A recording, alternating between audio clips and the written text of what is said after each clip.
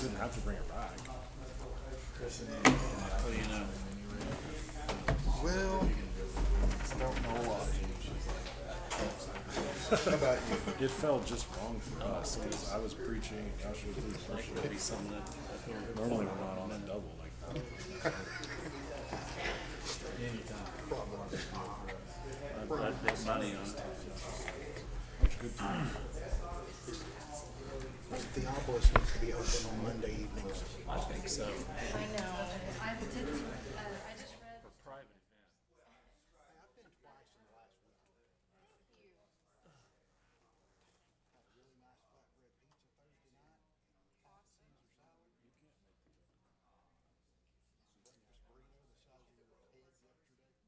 Breakfast burrito the size of your head yesterday. Nothing is huge. Yes. Or is not Blue Zones approved? Probably not. Sounds of it. Queso on half of it and gravy on the other half. It's good. No, but I had the chicken. That's pretty good.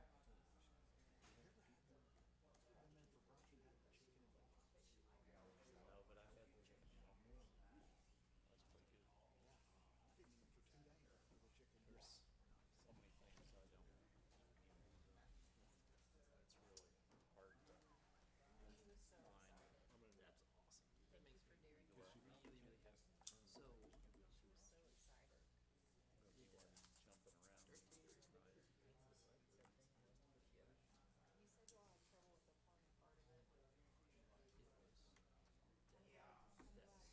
jumping around. He said you'll have trouble with the plumbing part of it. Animal again. That's 2 weeks in a row. 2 meetings in a row. I wonder if we're not doing the animal anymore because we don't have one. Yes. It was beautiful. It was a great fixture.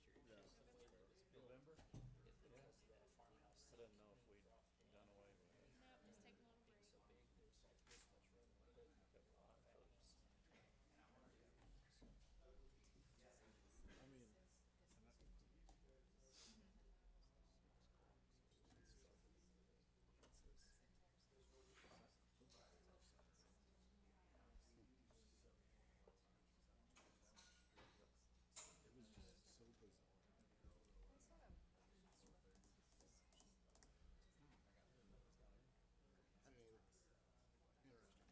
is so big. There's like this much room. Got a lot of folks. Big place. That must be fun. A lot of people. I haven't even gone to any of the websites yet.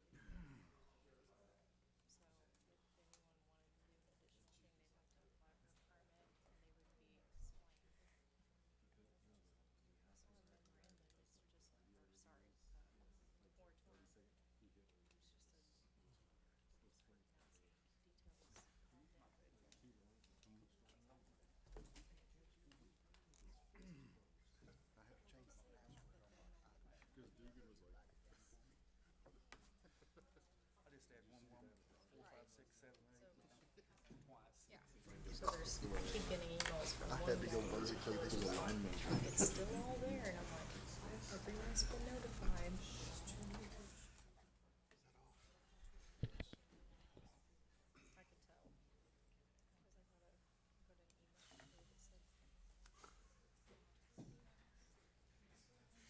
said. Ed won't mind if you stand.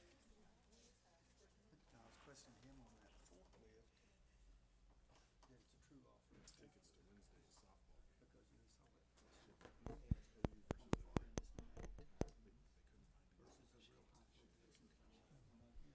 Larchmiller.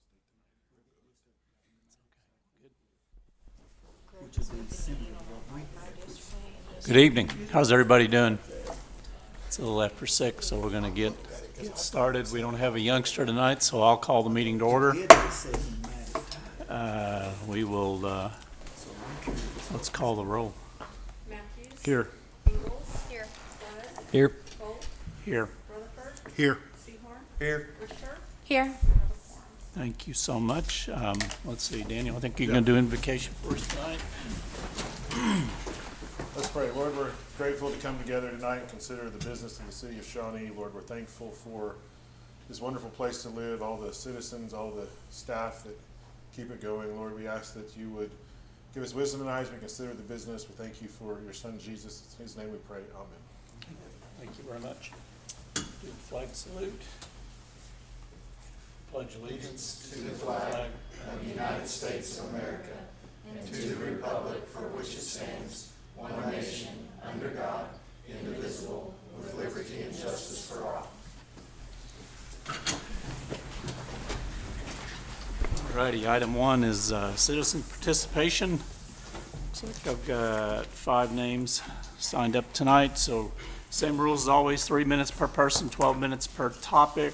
Joe will keep time for us, and if you want to hear responses, I would stick around to the end of the meeting, and you may get to hear some. So first up is Mark Larchmiller. Come on up, Mark. Floor's all yours. How are you doing tonight? Good.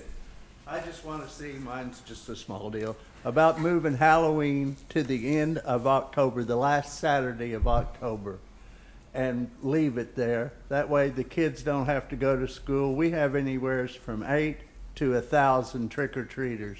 2 of us set out there on Broadway. We're starting to get ready for it now, and we'd just like to have it moved to the last Saturday of October. That's all I have to say, guys. Alrighty, thank Okay, you, sir. thank you. Appreciate it. Next up is Rob Morris.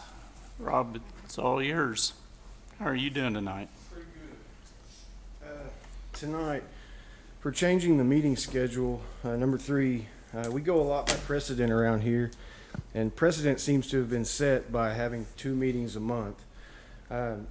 Keep these in mind: $10.5 million surplus and $400,000 in use tax. That'll come in later. For the meetings, it takes away transparency and reduces citizen involvement to go to 1 meeting a month. Also, how much time is going to be spent building, managing, and answering the new online portal? Is that a fair time thing to put against what we have now? Where was I? 1 meeting a month right now, or if you change this, is going to last 3 to 4 hours. And like tonight with the water, we're all going to be here till well past midnight. I don't think anybody likes being here that long. So 2 a month keeps our time down too, and lets us focus and not have to get tired and not want to do it anymore. And then just make a decision because you're tired. The sales tax, there's no end date on it if we're going to do the sales tax. I'd love to see an end date. Capital improvements. A capital improvement is a permanent structural alteration or repair to a property that improves it substantially, thereby increasing its overall value. That's a really gray area when we talk about the money that we don't know about what we're going to do with after we pay off the water improvements. So there's a whole ton of things that could be. Why don't we have a list? Why don't we have a list of future needs that show what we're projecting to do after we do with the water with the extra money? The list doesn't actually have to be followed in order, just an established list of needs. Number 3 may die off before number 2 does, so you got to switch it in line. Why not add in or change the ordinance, kind of with the 2 meetings? We're going to get approximately $2 million a year extra in the first 5 years. If you took a quarter of that, $500,000, that pays for approximately 10 to 15 employees that we desperately need, and would take the load off of the employees we have now and spread around the wealth a little bit. So why can't we add that into the ordinance? Why not use the $10.5 million over the 5 years toward payoff? And for repeal, it says this can't be repealed, but if you actually read it, it says in the event of. And if you read it, if we always stay in debt, then no, it can't be repealed. But if we're ever actually paid off, the citizens or the commission can repeal it. We just have to be paid off at the time we do it. We can't be in debt to anybody. Very last thing, or sorry, 2 last things. For the homeless resource center, who is actually funding the installation of the showers? The pass-through needs a little more elaboration. And where's the updates on the homeless populations of the surrounding towns? The actual numbers of people, not I was told. And very last thing, why did we stop having Pet of the Week? That was one of my favorite parts here, was being able to see the animals. Why did we stop that? What's going on at the animal shelter? With that, city ordinance, if y'all need me to reiterate anything or clarify anything, I'll be more than happy to. If not, I guess that's it. All right, thank you so much. Next up is Teresa Cody. How are you tonight, Teresa? Commission, Mayor, I just was wondering, since we're talking about taxes, if we could get a complete report on the TIF district taxes, how much there is, what the budget is, what we're gonna do with it, and who's gonna be involved in making those decisions. Thank you. Okay, thank you very much. All righty. Oh, you get one more. Very good. Okay, next up is Bo Durham. How you doing, Bo?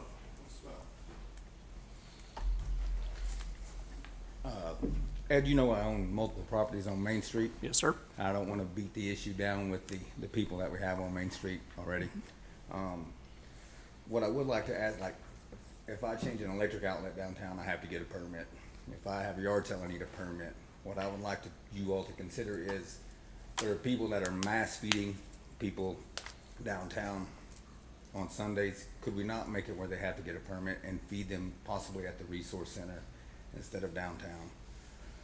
I'm having to clean up tons of garbage every week, urine, human waste, a lot of stuff that you don't need to get into.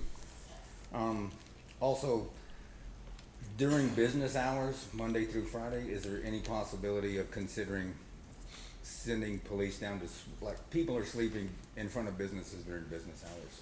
I'm not homeless, I don't have nothing against those individual people, but they're sleeping in front of businesses on Main Street during business hours. So could we consider something to move them out during those hours at least?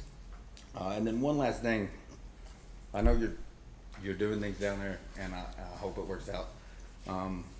This is just a note. I'm buying more properties downtown, obviously. There is a prominent bank in our town that will not loan on properties downtown because of the issue down there.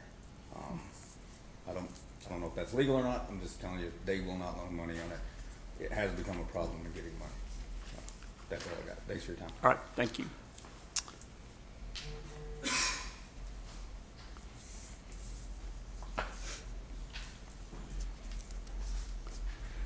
Okay, next, I cannot read. Oh, Rick. Rick Young. You write as bad as I do.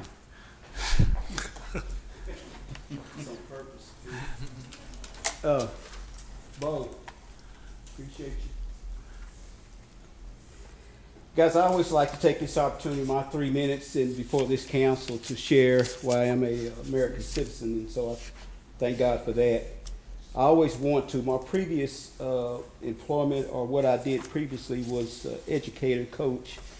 So I always want to appear before this council to encourage, uplift, praise, admonish, remind of the whole purpose of municipal government, of which we are, and we're doing a pretty good job of. There are some warts that we need to try to touch around the edges. Bo kind of mentioned some of these things that are probably on the top of a lot of people's list. For the function of the good of the whole. A few years ago, December 2nd, 2019, I met with one of the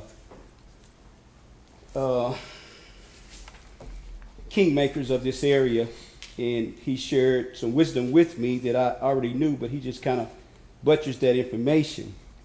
And I want to say that the time that I've been here back to help, there are two functions, and that is to build bridges and repair breaches.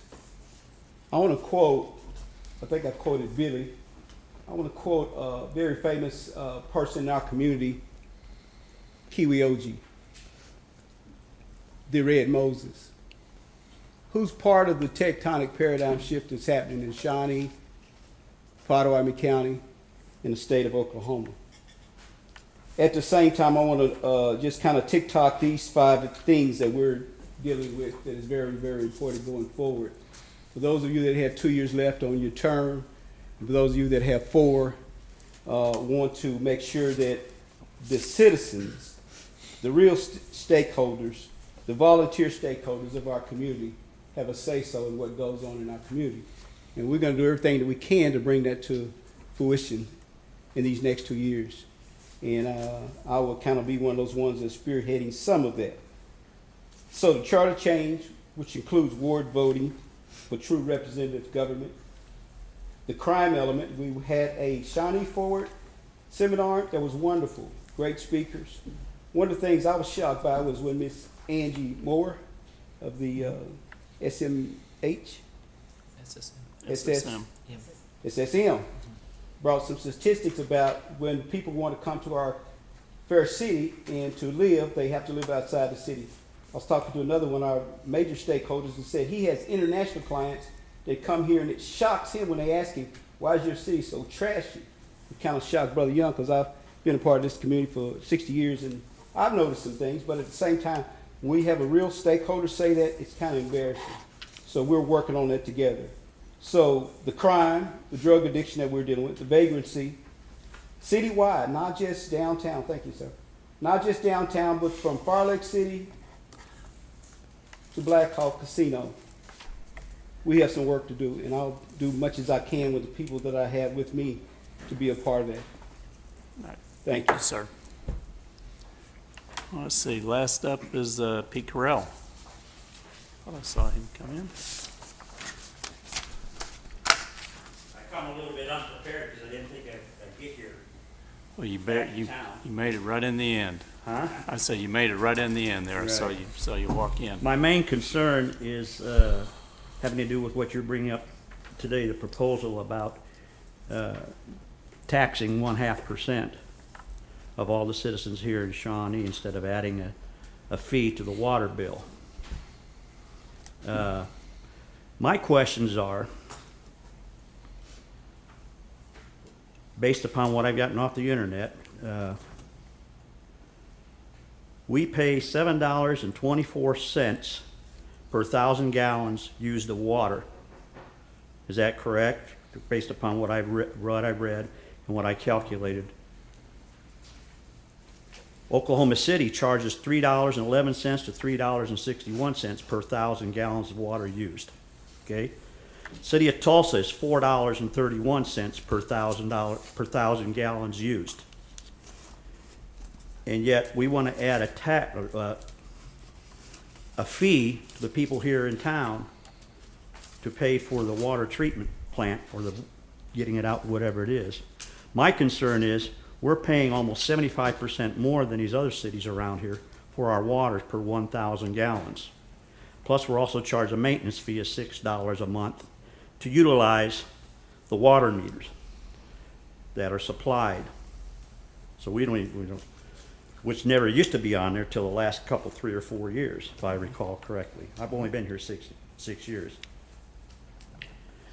My major concern is the 0.5% sales tax, in the fact that it affects everyone around here when it comes to groceries, durable goods, and especially when we have an inflation rate of, based upon my figures, 24% this year. Not 8% what they advertise, but 24%.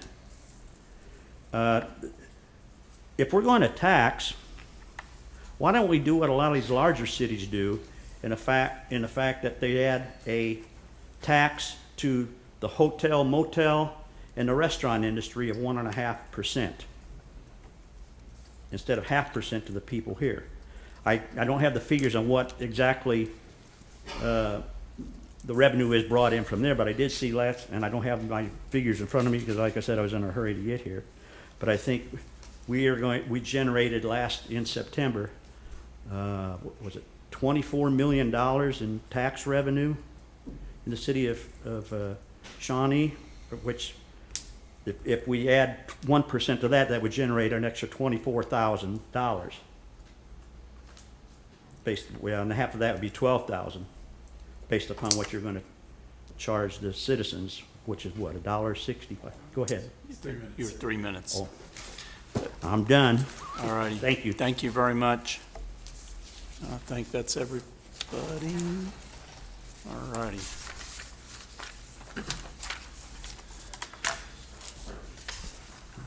Item 2, consider approval of consent agenda.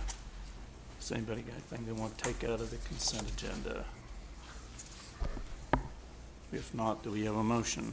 Move to approve item 2. Thank you very much. I'll second. Thank you, ma'am. Okay, we have a motion and a second to approve item 2. We'll call the question.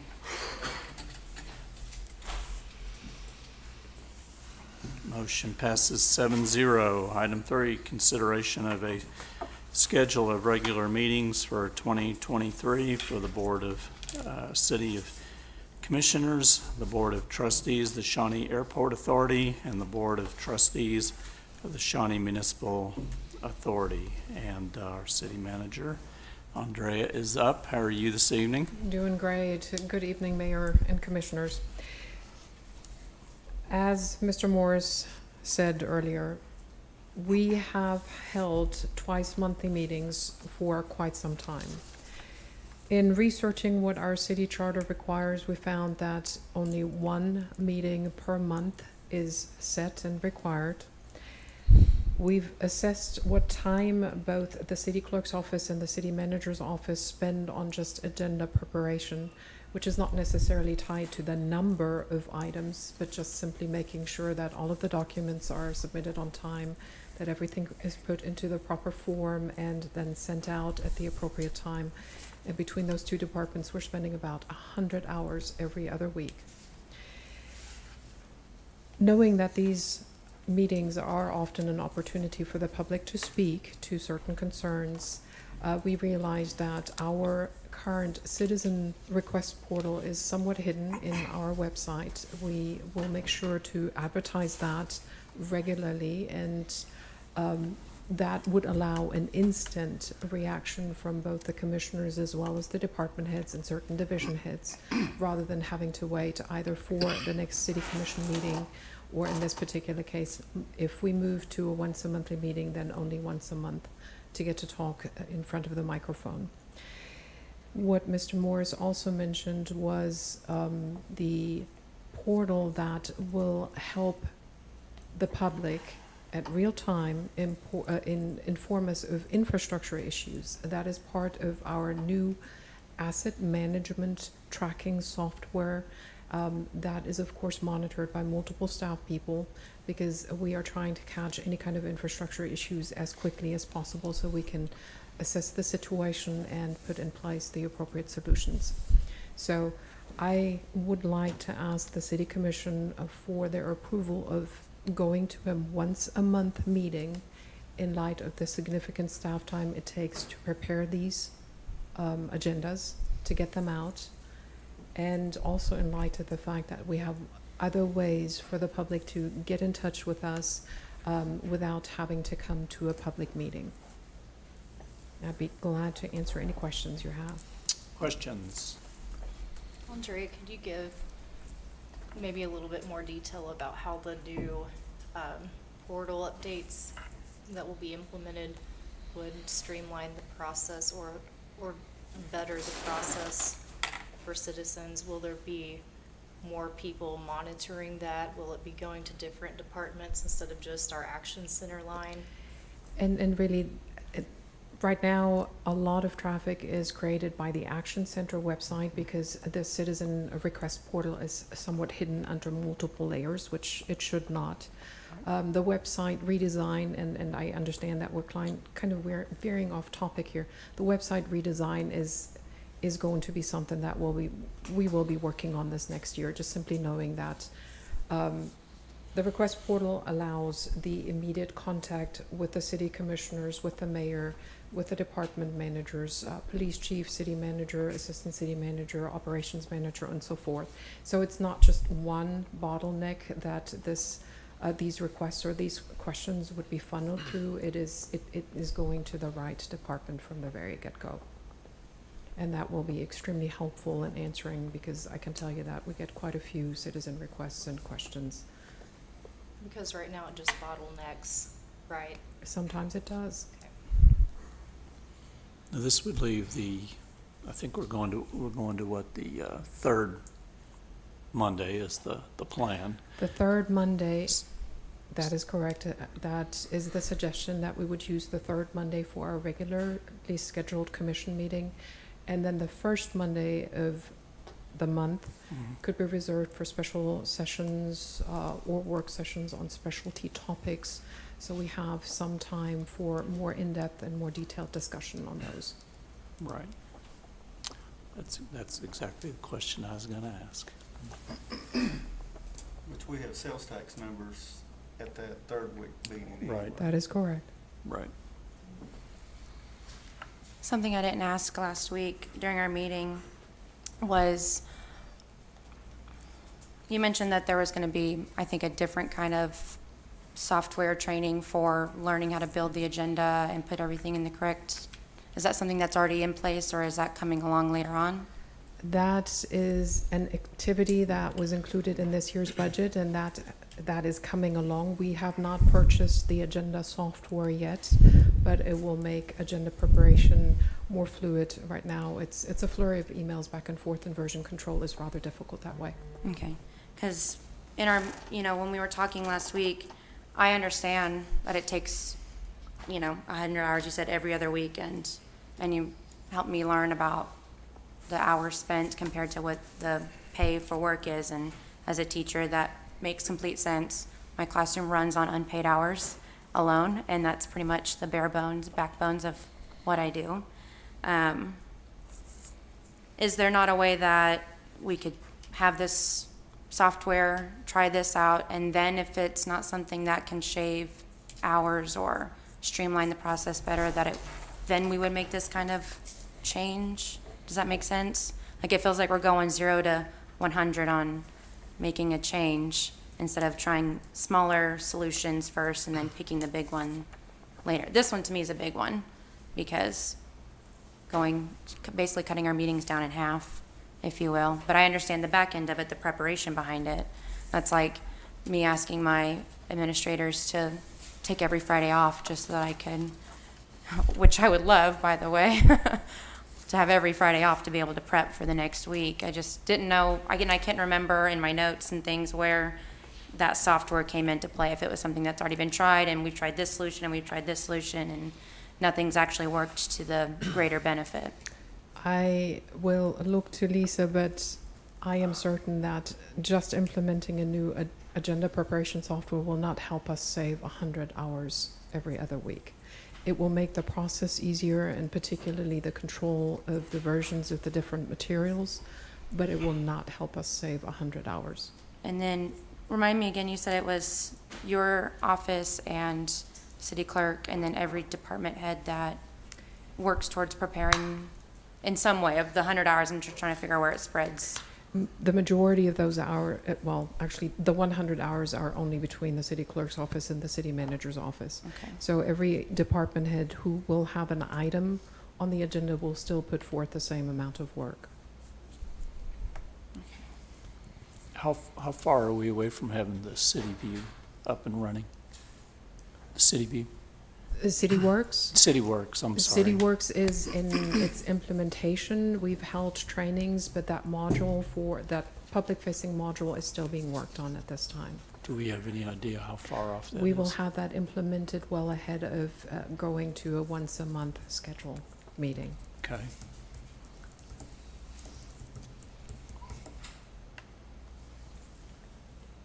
Any other questions?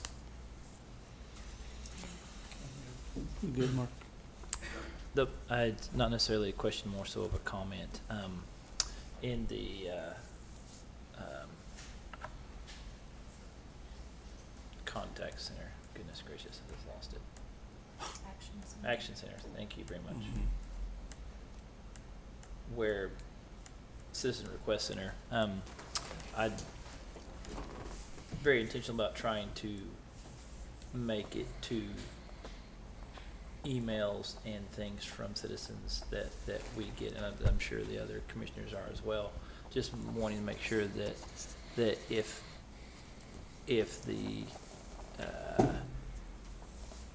there is an emergency or if there is a issue that needs immediate attention, often emailing your commissioner or anybody for that matter may not be the best course of action, just because of the fact that we may not be in front of computer at the time, or we may my laptop stays, unless I'm doing city work, it stays by my nightstand. So during the day I don't have this with me, and it might be a long time before I get a chance to read something. So just making sure that in this, if the citizens are needing a more than by the end of the day response, that it might have a different course of trying to get that, so.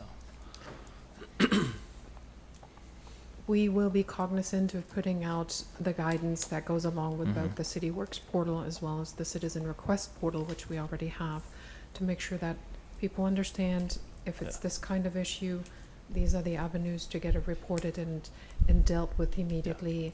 And if it's a question that may be okay if it's set there for 12 or 24 hours, then there is another way to do so.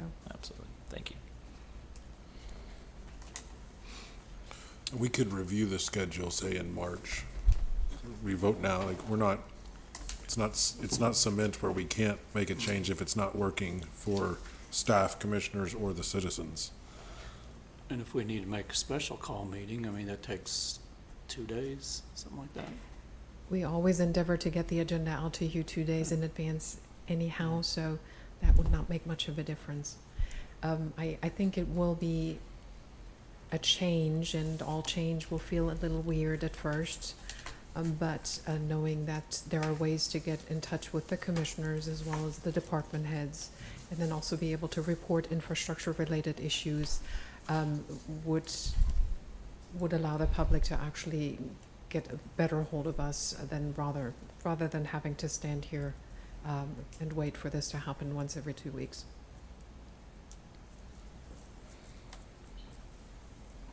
Anybody else? If not, I'm looking for a motion.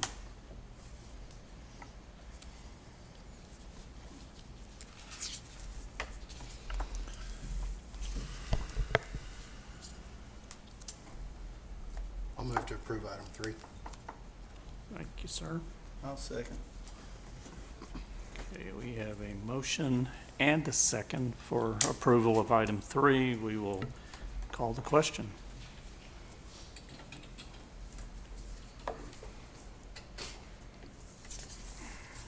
Motion passes 6-1.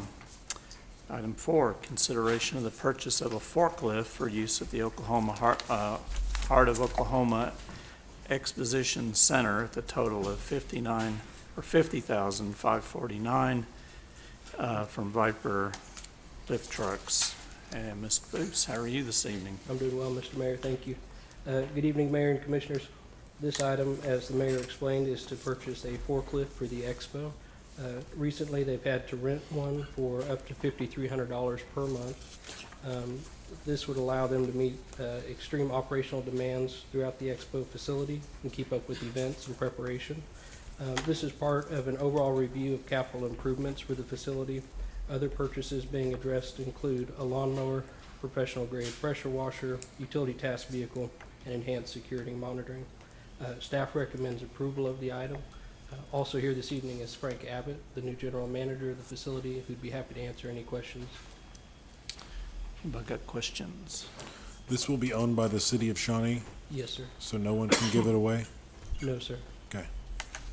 So is there a dealer network in Oklahoma City for Viper?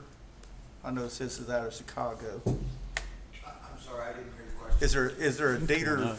in OKC or Tulsa? The dealer. The dealer is Illinois. So we're dealing with somebody in Illinois. I Yes. saw how the parts, if we have issues with it, or where the 2-day air the stuff to us after you had somebody come look at it. I guess the question being, the maintenance end of it and that, we don't have a local dealer. Not specifically for that I mean, there's- model, but there are people I that mean, can there's- service that. there's- Yes, You know, they're Yes. not factory. right, exactly. So it's to be- Yeah. I searched local and I couldn't find any piece Find of anything? equipment like that, yes. Then, the other thing would be, there's no way to try something before you buy it. I'll tell you what, I didn't ask that question, but I don't, I mean, being that they're based in Illinois and they don't have a dealership Right. per se, where's the closest dealer? I mean, or is it just, how's the dealer network set up, I guess? Don't know? No, I don't know that, no. I know there is multiple Which, dealers. Viper, I know the name. Right. Which, Yeah. I don't have a Viper lift, but Yeah, I'm familiar with the name, but I'm not that familiar with that equipment. with the either. dealer Yeah. network. I'd be curious on where the dealers were at. You know, sure, there's one in Dallas, I would think so. you would presume. Right. So that's, you know, just, you know, the conversation we had, you just got a little bit of concern. Yes, sir. Which, yeah, I know you'll clarify before Right. you pull the trigger on it, but definitely we need a forklift. Mm-hmm. So I'm all for that as long as we get what we need. My question was it says rough terrain airs, which is pneumatic tires. So but it's two-wheel drive, so it's a Yeah. fat tire, which the one you've been using is four-wheel drive. I believe the one we have is two-wheel drive as well. Okay. Now, the one we are renting is a four-wheel drive. That's That's what I- correct, yes, sir. That's the one I was Yes. referring to.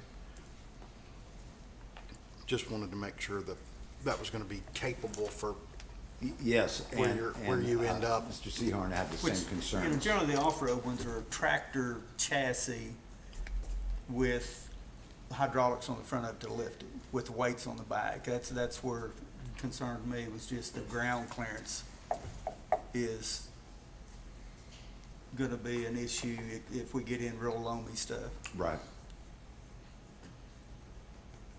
But anyway, just like I said, we just have to find out. How often does the facility rent a forklift? Like how many months in a calendar year typically? Is that Well, $5,300 spent? If we had a forklift, there would be no need to rent a forklift unless it went in for repair. Just like historically, you said, it says the facility has had to rent a forklift for $5,300 per month in the last 12 months. Is that something we've rented every month, whether we've used it or not, or? I can answer as part of that. Okay. To my knowledge, when I started, the forklift was down, and the current forklift, I think, was made in 1920. It's as old as old cookies. I don't know when it is, but it's very old. The pieces are outdated. You can't order a lot of things. So they were currently renting one. How long they've rented it, I believe it was, I'm gonna say 3 months, as well as other equipment. I think maybe what you were asking, it's used daily. Okay. Oh, I'm sorry. I just didn't know if, like, Yes, some the months forklift we, is- you know, Yes. We use it 10 hours a Okay. day, yes, ma'am. Okay. It's constant usage. okay. Yes. Because I was doing some math over here to see what the, if it'd be worth it for the 50,549 and, so, sorry. Yeah. Oh, Sorry, yeah. that might have been It's, confusing, plus it's- I'm sorry for, It's certainly a necessity. It's Yeah. something that's used all day. because we spent, unless I'm doing my math wrong, which that's why I teach English, it'd be 9.5 months worth of renting at that price to just buy it for the amount that's listed in the ticket, in the ma'am, that's correct. invoice. Yes. So we'd be saving money over a 12-month period, unless I'm doing my math wrong. What's the life expectancy of a forklift? I want to say, is it 20 years? One that's there now is for 80, so. See, no, 100. That's, that answer is going to vary depending upon the use of it. And like I said, we literally use that thing nonstop all day. Now, we have a skid steer that is being serviced right now, and it's for lighter things, so we can put a bucket and forks on it. So, for the smaller stuff, we'll use the forks on the skid steer, but to get the panels, because currently the way the panels are stored on the other side of the property, so you'll grab 25 panels, bring them over, and then take 4 with the skid steer. But I think it's 20 years is what they quote for life expectancy. They're probably 7,000 hours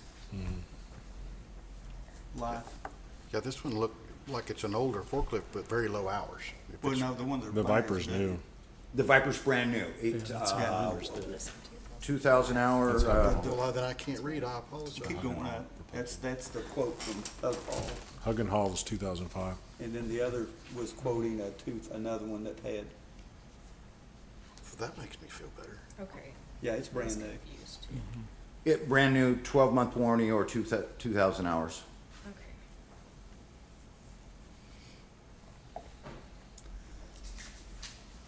So maintenance-wise, are we gonna do it internally, or we gonna, No, I'm gonna send it out. I don't have. I don't anybody have out the- there to? Yeah. Okay. So we need to be on some kind of maintenance schedule. Yes, Especially absolutely. as dusty the conditions are. Yeah, any equipment that we purchase will be on a maintenance. Which, Does Viper sell a maintenance plan? then, you guys own a grease gun? Yes, sir. We own a grease gun. Do you use it? Yes, sir. Okay. I'm sorry. Does Viper have a maintenance plan we can purchase? Well, they don't have so far what I don't know is if they have a dealer local. If there's something close, I haven't found one, but I'm gonna ask the gentleman tomorrow where I could take it for that service. I would hope they would have I a bet there's something in maintenance Oklahoma network. City. I mean, I would think. Yeah. There's a lot of forklifts in Oklahoma City, I would think. Do we know where it's built? No, sir, I don't.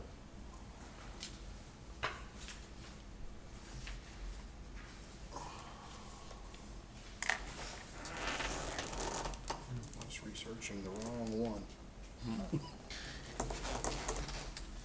See, that was my question, is it this one, or is it that one? They're all 35, which would be 8,000 pounds. Yeah, but you get that one off the road, you're in trouble.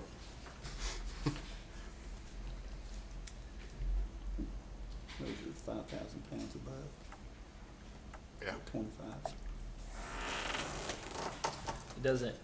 It doesn't look like this Viper has a cab, No, sir. and so does it have the ability to be stored inside? I'm sorry? Does it have the ability to be stored inside or underneath a? Yes, a we have shed? a, Okay. an area that we're gonna store our Okay. equipment. Fantastic. I looked at the cab, but in the nature of what we do, it's just not, On and off of it too much. yeah. It's a lot safer without a cab doing what we do. Right. Well, yeah, something that you're going to have an individual on the ground and communicate Yeah, with. doors not- open. Exactly, had doors exactly. open And your hands and your fingers are involved and they're close and it's. Right, and yeah. ripping doors off is not a good thing when you're backing into things trying to haul at Right. somebody, so.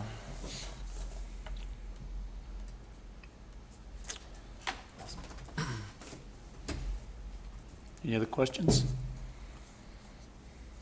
So we don't know if they'll let you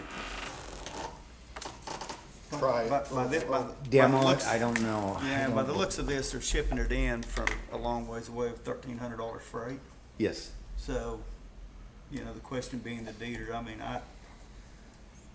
I'd like to see us clarify some stuff before we pull the trigger on it, okay. just to make sure it's what we need. I think everybody up here, you know, if it was $80,000, so be it, but let's get what we need, not what we think we need, and then it comes 700 miles and then it doesn't do what we need it to do. Right, yes, sir.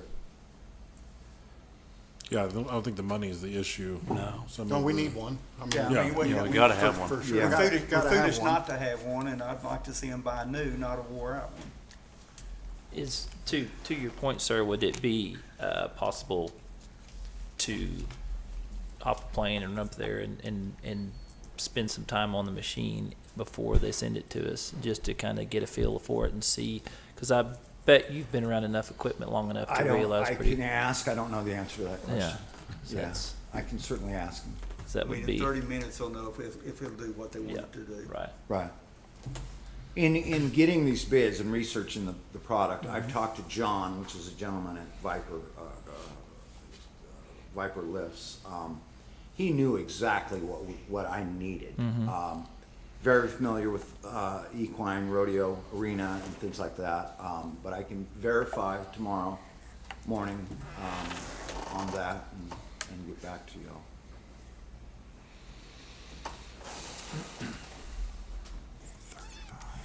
You want to make a I'll motion? make a to motion defer? that we get more information before we approve it. So you want to defer it, or Let's defer it. Or what do we need to we do? get some guidance here? So just for your information, Yes, we're ma'am. extremely lucky that this Viper is still available because it was sold once and the financing fell through. It is a new machine, and the likelihood of being able to get this machine for that price again is very small, Mm-hmm. just for your consideration. That's important So what if it information. doesn't work? If it does not work, then it would be under warranty. No, I'm talking won't No, no, work no. in what you Not want. what we What need. if we drive it off Frank drives it off in the arena and it goes bloop and it's not Buries capable? up.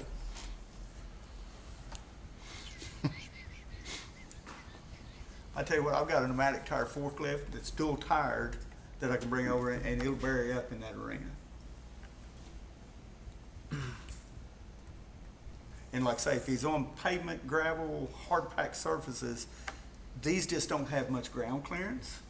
You know, look at the picture of the JCB they have. It's like a tractor. It's got 1.5 feet of ground clearance and got big ag tires on it. Then on this one here, we don't know if it's the first one, the second one, or the very end. If it's the end one down there with the pneumatic tires at the far end, that's a pneumatic tire lift. On the far left down there, that's still a 35, which is an 8,000-pound lift. If that's the lift we're getting, that one won't work. If it's this end one with the flotation tires, it would probably work. But I have a feeling it's not the one with the flotation tires on it. You see what I'm talking about? So, I mean, if he can clarify that we're getting what we need, but actually you spend $50,000 and it just literally not do what you intended to do. Yeah, it just says premium air pneumatic tires on a 35, and if you're looking at the picture. Doesn't give you tire diameter, doesn't give you really any specs on that unit, other than it's got pneumatic tires on it. And I apologize for not And doing. $50,000 on an 8,000-pound lift is a bargain. Yes. I I apologize. said the price on an 8,000-pound lift at $50,000 is, I mean, it's a deal. Yeah, But yes, it's a it deal is. only if it'll do Right. what you need it to do. Yeah. It worked for me, but I'm on concrete and gravel. Right. I apologize for not doing my due diligence. I researched the other one, which looked like, well, and then the one Mark just referred to, that JCB. The And I other don't one was have a similar to problem that. approving it Yeah. as long as you verify, because you're the one's gonna have your feet in the fire on this. Yes, sir. There's a model number. Yeah, on the. It's a 35, Yeah, which just I had a gives you the picture. I apologize. I didn't include it in the packet. Yeah, There it is. Is that not good? well, see, that's a cab unit, so it's not a cab unit. Yeah, it's not. Here it is, so what you're seeing is not. Here's all this. Oh, That they're trying to 35, Google that it. 35, it means it's 8,000 pounds, This right here. because it's in kilograms. That's the deal. That's the deal with tires. Ours is an 89. That's the model that's Or put up with the, three-stage mast, maybe. Cab on it, I well, guess. no, it's not a cab, that's just the top. Oh. The cab's in there. Yeah, cab is glass doors. See, every one of those are 35s. Mm-hmm. The other one next to it with the dual tires on the front, Yeah. and then the one next to it with the single. Good news, there's one on eBay. How much is it? It's the same one. That's it, doesn't it? Oh, from them. I think it's the same one. Yeah, 8,000-pound three-stage diesel pneumatic tires. Where's that better photo that you had there? No, Guys, these first staff's knowledge of. Up there. You might have to pass that over. Yeah.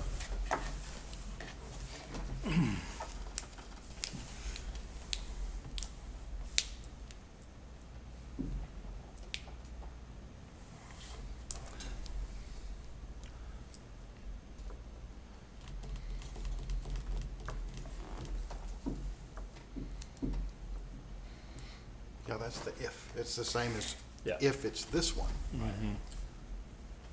yeah, when you look at that model number, that's the one that it pulls up. It's on that top. The end. Yeah.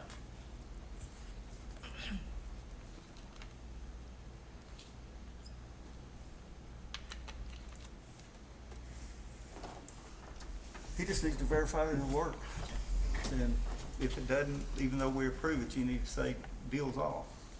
Does Mark already have a motion made? Is a motion to No, well, we were talking about deferring it, but Andreas, Can we make the motion if it is the end one in the this picture, model the in far the right-hand picture? side one? Oh, I mean, I don't know what, From what it pulls up from the model number, it looks like that, but I don't, this is not my area of expertise. to delivered on forklift next time. Oh, beyond me. I'd sure like to see specs, ground clearance and things of that nature. I mean, it just,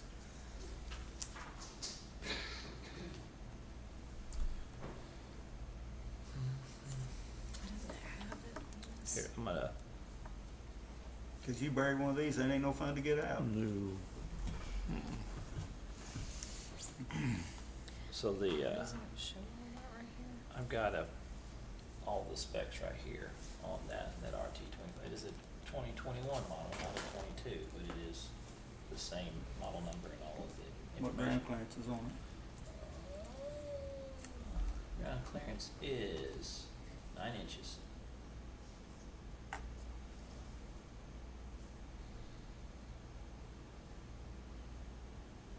Yeah, this is the manual. Is that what you're looking at?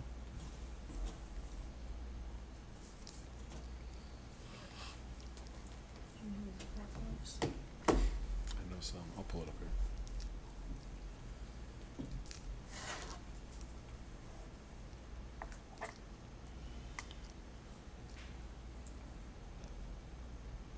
Didn't know it was gonna be this hard to buy a forklift, didn't you? No, I understand your concern. I don't want something that I can't use either. But, I mean, have they sent you pictures of this one? So Yes, they you've sent seen- me a photo. So can you verify from what we have here? Pick it out of a lineup. Yes, can you pick it out of a lineup? Need to get chief for this.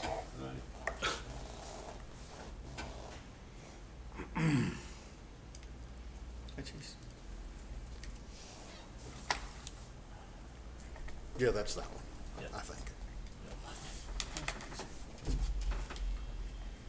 And here's the one. 'Cause what we're seeing, Yeah. both of those are 35s, and obviously that one's would be an issue. Right. I can't zoom in big enough to get tire diameters. It's not the same one. Look at It's smaller. the Yeah. tread part of it. Look at the sidewall. Yeah.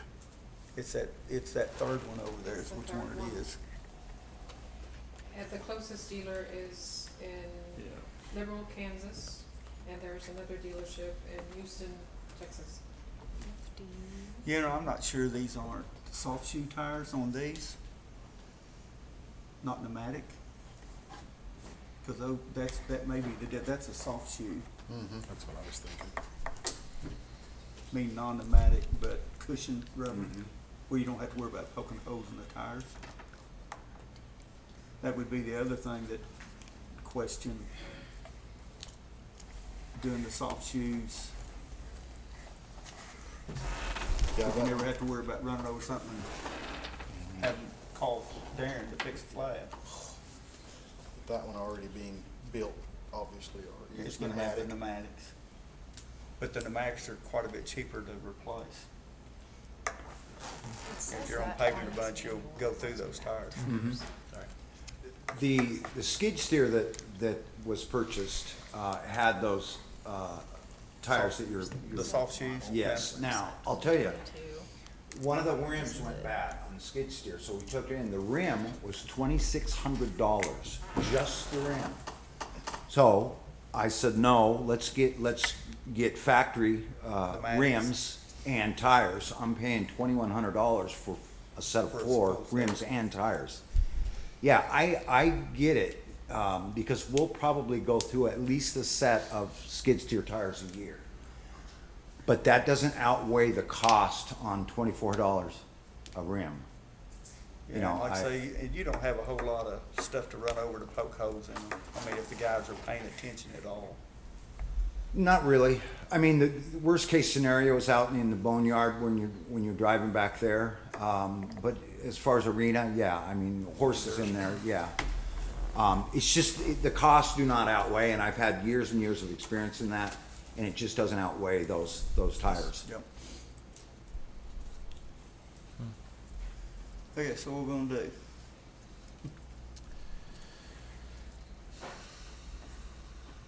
Move to approve at his discretion. No? No. I was gonna say no. I appreciate that confidence. There you go. Joe didn't like that at all, did he? No. We have a specific about that. bid, and so if we're going to make a motion, I would like it to be specific. Now, if we are looking for, again, I'm gonna overuse the word But specific. if we're we, looking for a but if specific we tire, accept the bid, then he's bound to take delivery regardless. not if it's conditional acceptance based upon verification of the specific tire and ground clearance that you believe is appropriate. And that's how I would request the motion be made. I'm good with that. You wanna take a stab at that? Yep, I move that we approve it with verification on tire size, ground clearance.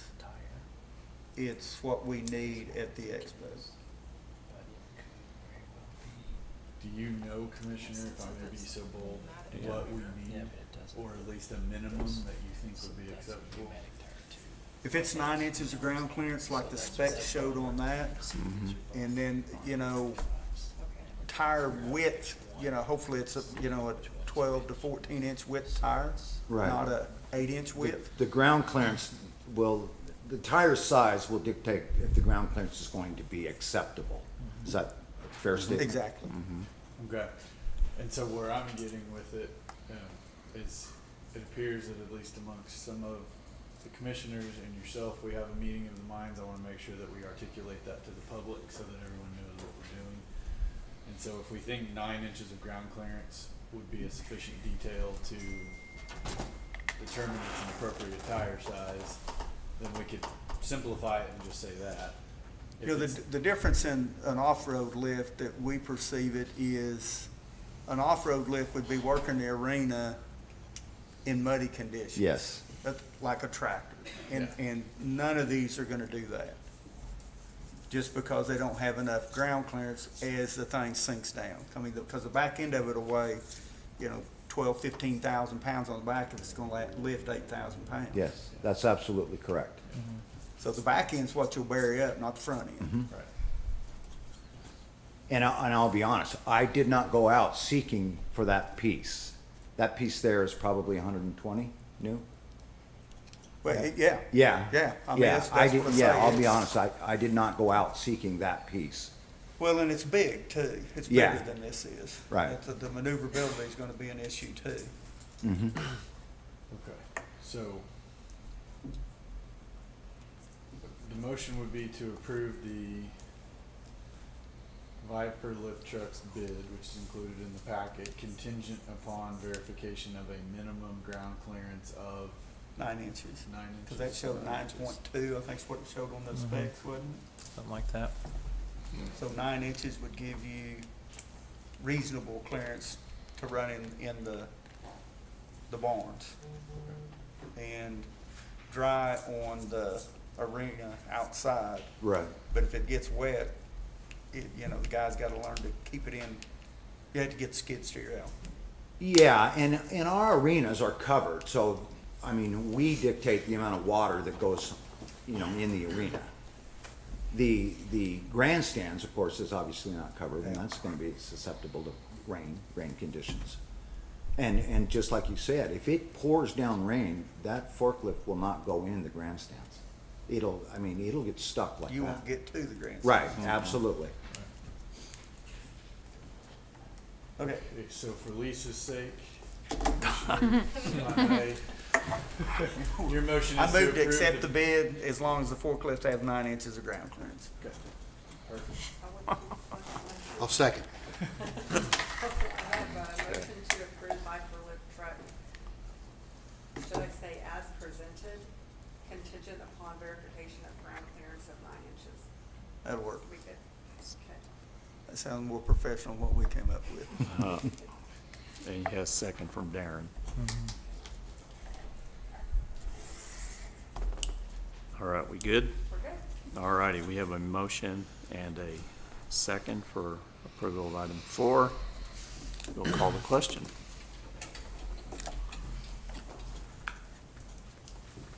Motion passes 7-0. All right, thank you for all that discussion. Item 5, declaration, no, that's exactly what I need to do.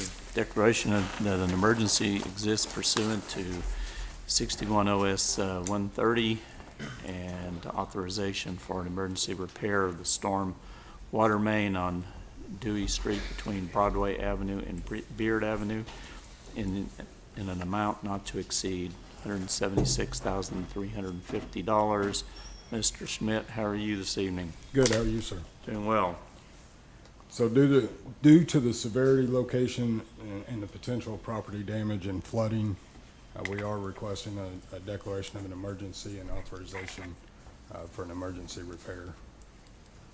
This is a storm sewer. We were called out for a sinkhole. Once we peeled back the asphalt layer, we realized it extends almost 400 feet. It's completely crushed. So if we do get the rain that we all hope we do, it will cause issues at this location and the surrounding areas as it backs up, because it won't allow it to flow, the water to flow. And our low bid of the $176,350, they have a crew ready and they are waiting on, once approval is gained, if it is, then they will get the pipe on the way here. If we went traditional bidding practice, that would put us December, late November, early December before we could repair this, and Right. I don't want to wait that long. So we can lose more of the road, subgrade and road surface as well, the longer we wait. So it runs from that creek underneath the street to the other street? It runs down this. It runs down the street? Yes, sir. So this will be a dig and lay of a HDPE replacement. The current pipe material is clay, so it's 3 feet sections. Yeah, it's all collapsed up. So that looks like. For 400 feet. Yes, sir. Holy cow. It's basically it's a stormwater main, but it's essentially manhole to manhole or intake to intake, a little over a block. That needs fixed. Yeah. We currently have traffic down to 1 lane with an open hole, 12 by 12 that's 6 feet deep.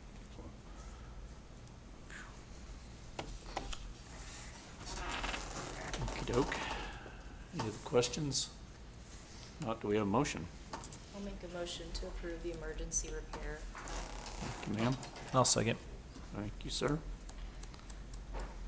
Thank you, Brad. All righty, we have a motion and a second for approval of item 5. We'll call the question.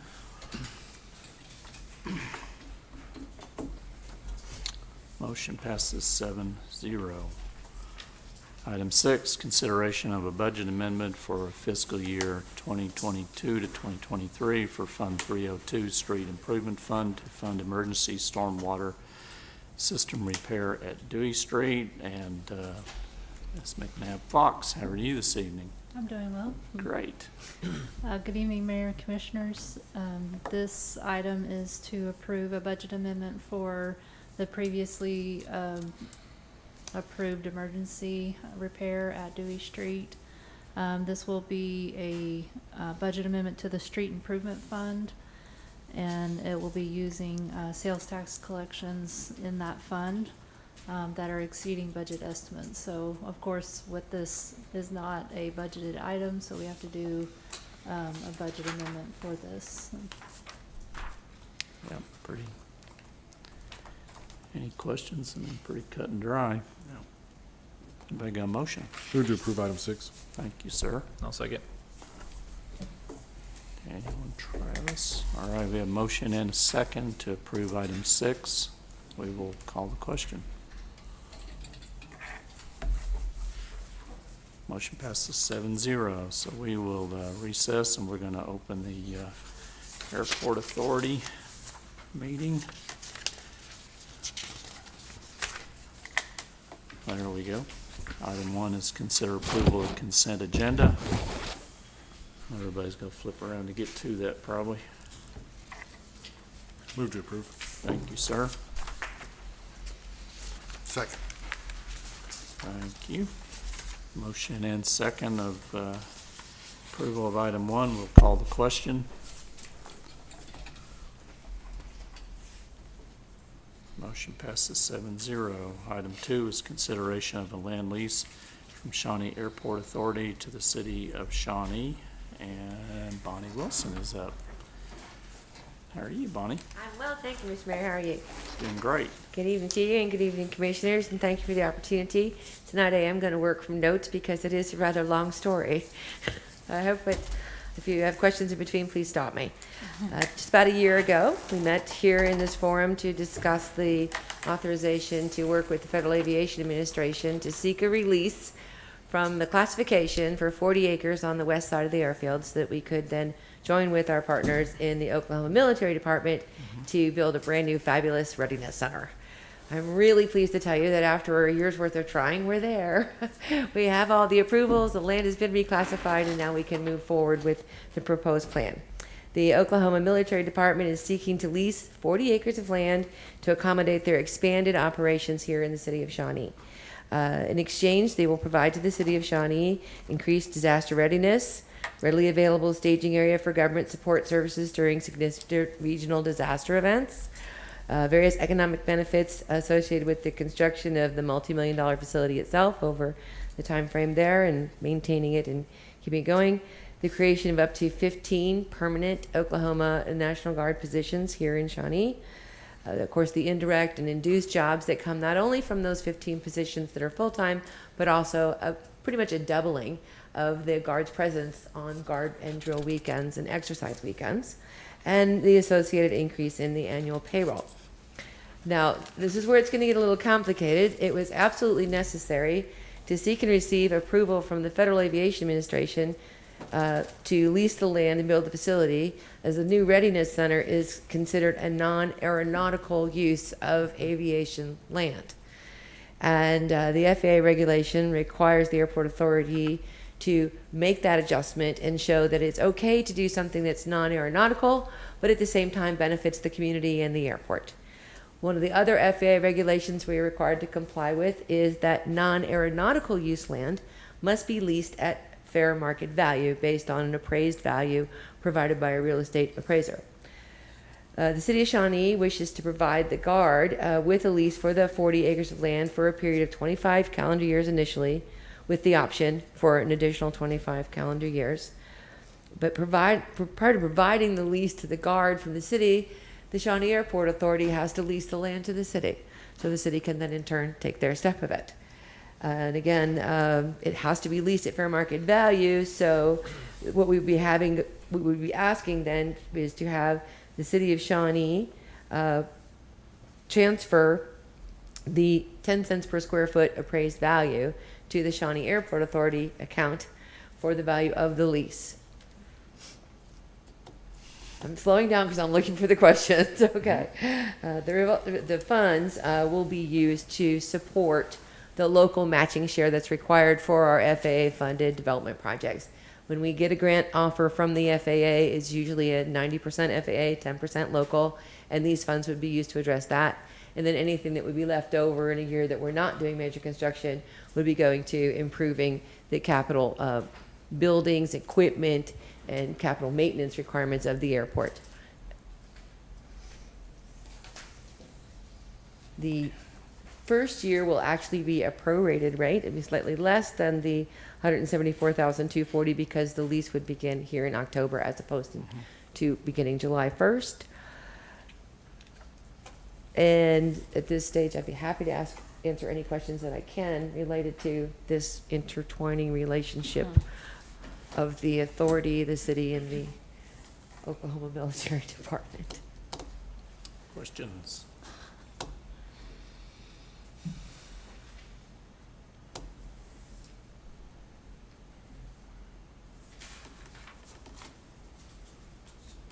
Give Travis a minute, he's still reading through that. A minute of quietness here. Yeah. So we're having to pay $175,000 a year to get that facility there. Yes, sir, technically that is correct. And then, But- so you know, on the other side, we're funding a lot already through the city for the airport authority, just to keep it afloat. Is that correct? Actually, it's more like the money that we're looking at, the lease is the money that the city funds, the general fund usually provides to support the local matching share of the airport authority. The operating costs of the airport are addressed fairly well by the airport's revenue stream itself. And I'm gonna ask for help. That's okay, as long as we get the Maybe questions coming answered. From Lindsay. And Lindsay may also Yeah. help too.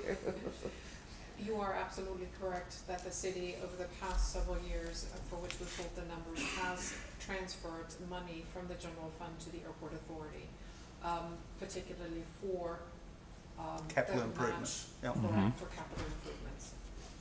So the $174,420,000 a year would help the airport authority to become more self-sustaining, and that money could be used, again, for match purposes.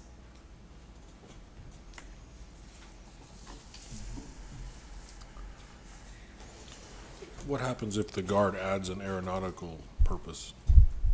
We're not anticipating it necessarily, but This is an excellent question. If the Guard were to develop an aeronautical purpose, then the terms and conditions would change dramatically. Gotcha. It is a provision of the Federal Aviation Administration's requirement that it must have an aeronautical purpose. And we have spoken to this particular unit and asked them, do they have an aeronautical mission? And they do not at this time. They may have some personnel coming to the facility who may fly in and who would use the airport for that purpose, but they don't have a mission at this time to do that. I will say that, of course, missions change. Sure. But ultimately, the dollars don't really matter, because if we didn't have to pay the lease, we would still be from the general fund to the capital for the capital matches. It's kind of a wash to me. Correct. They can fix their own gas truck next year. Actually, thank you so much for helping us to at least to own our new gas truck. We're very pleased with it. It's been working out really well. It's a very nice gas truck. Should be. At least it works. Yes, it works. Yeah. I think just something that we didn't talk enough about was the added security that this will add to our city, as far as any type of natural disaster or any type of severe event that would need the expertise of somebody like our Guard and amazing, women and men of the Guard, and what that can do as far as we often talk about the most important part of running a city is making sure that the citizens are safe and that we've got, good utilities to take care of them, from water and sewer and all the things. And so this is just, in my opinion, just one more step in making sure that we've got the best people on the ground whenever, for the good days and for the bad days. So I think this is amazing. To just follow up on that a little bit, is my understanding it will quite literally double the contingent that is currently here in Shawnee. Infrastructure-wise, is everything they need there, or are they gonna want us to do that? Or have we had that conversation yet? So infrastructure-wise for the facility? Water and sewer for there.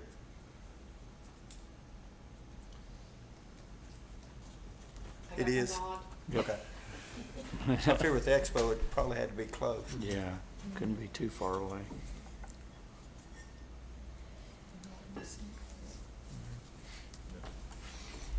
Mainly because I can't remember last week's conversation specifically about this. That strip of Leo is literally my front yard. Right. The walking trail, that part of the outside perimeter. Is there any kind of idea, plans in the works, how it's going to be modified since it's being absorbed, some of it, with this red line, 40 acres? There is, I believe you're speaking to the southern section where Yeah. there's a sort of Yeah. a large U Yes, section. yep. And then it kind of I- another one there at the end that kind of makes a triangle. The, There's still the, two the idea sections. being to, just to reposition it to Okay. allow for that continuous, the guard has indicated that they will, they would like the whole 40 acres. They are not building a 40-acre facility, so there is some flexibility to work with us to do some minor repositioning over the creek in that area. Mhm. That's kind of why the U's there, so it's Yeah. just to be able to do that and to not to lose any value on the overall, the walking track that makes that whole loop. There'll be a couple places where it might shift just a little bit. Because I'm having trouble quick finding it, but I remember kind of seeing where the buildings could lay later on. There were two exits, two entrances. Yes, ma'am, Is that's that right? correct. The guard, as a Okay. rule in most large-scale military facilities, never wanted to be constrained to a single entry-exit point. In case of security heightened, whatever they need to do, make a flow through. So they will have the two entrances onto their property that they hope to line up with existing intersections across Leo to also, again, minimize the traffic pattern interruptions. Okay.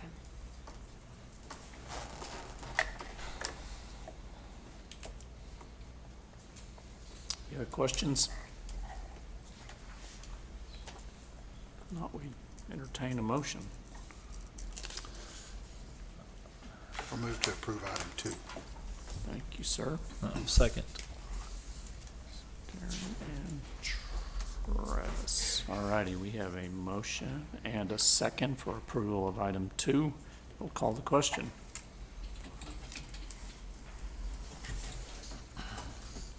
Motion passes 7-0. Item 3 is new business. No new business, Mr. Mayor. Thank you, ma'am. All righty, we will adjourn and move on to the municipal authority. So item 1 is consider approval of consent agenda. Move to approve item 1. Thank you, sir. I'll second. Thank you very much. We have a motion and a second for approval of item 1. We'll call the question.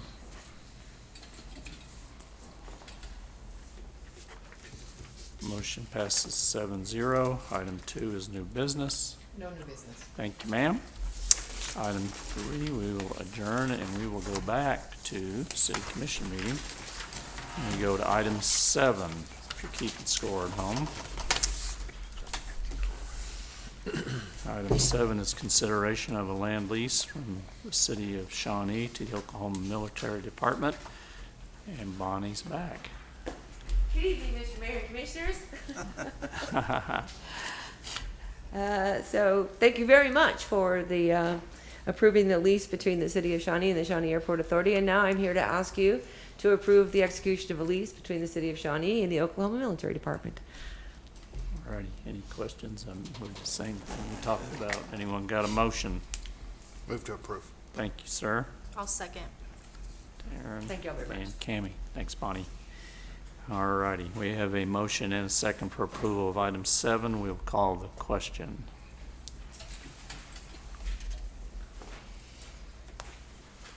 Motion passes 7-0. Item 8, consider and take action with respect to an ordinance, the City of Shawnee, Oklahoma, relating to the imposition of a city excise tax, sales tax of 1/2%.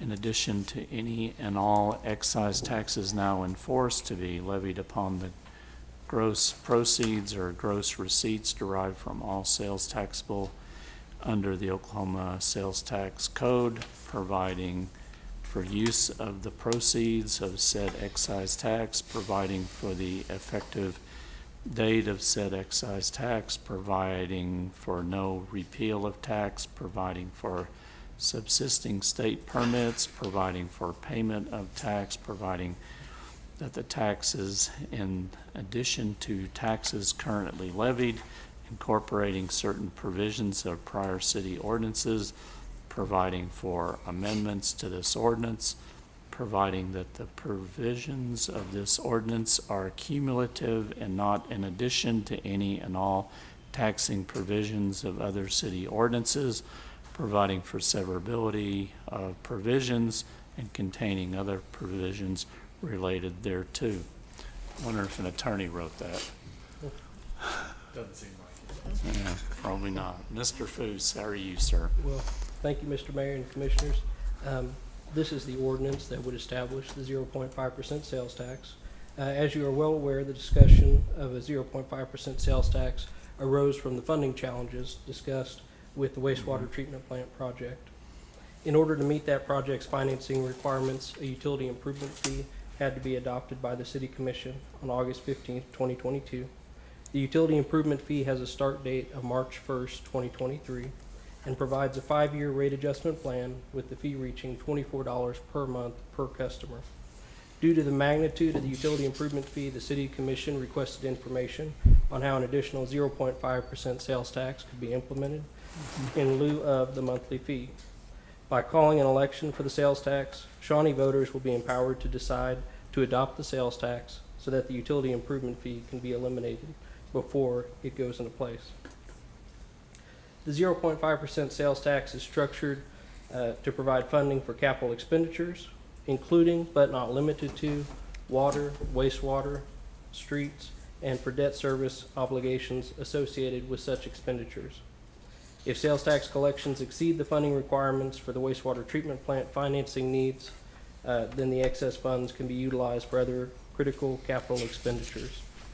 It is important to note that due to the way that the sales tax must be structured and implemented to satisfy financing requirements, the first 5 years of the sales tax is estimated to create a surplus of over $10.5 million. This is caused because the sales tax would begin to be collected on April 1st, 2023.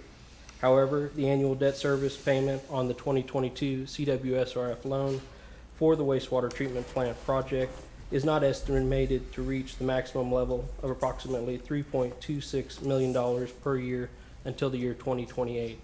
The 0.5% sales tax is estimated to generate $3.56 million per year.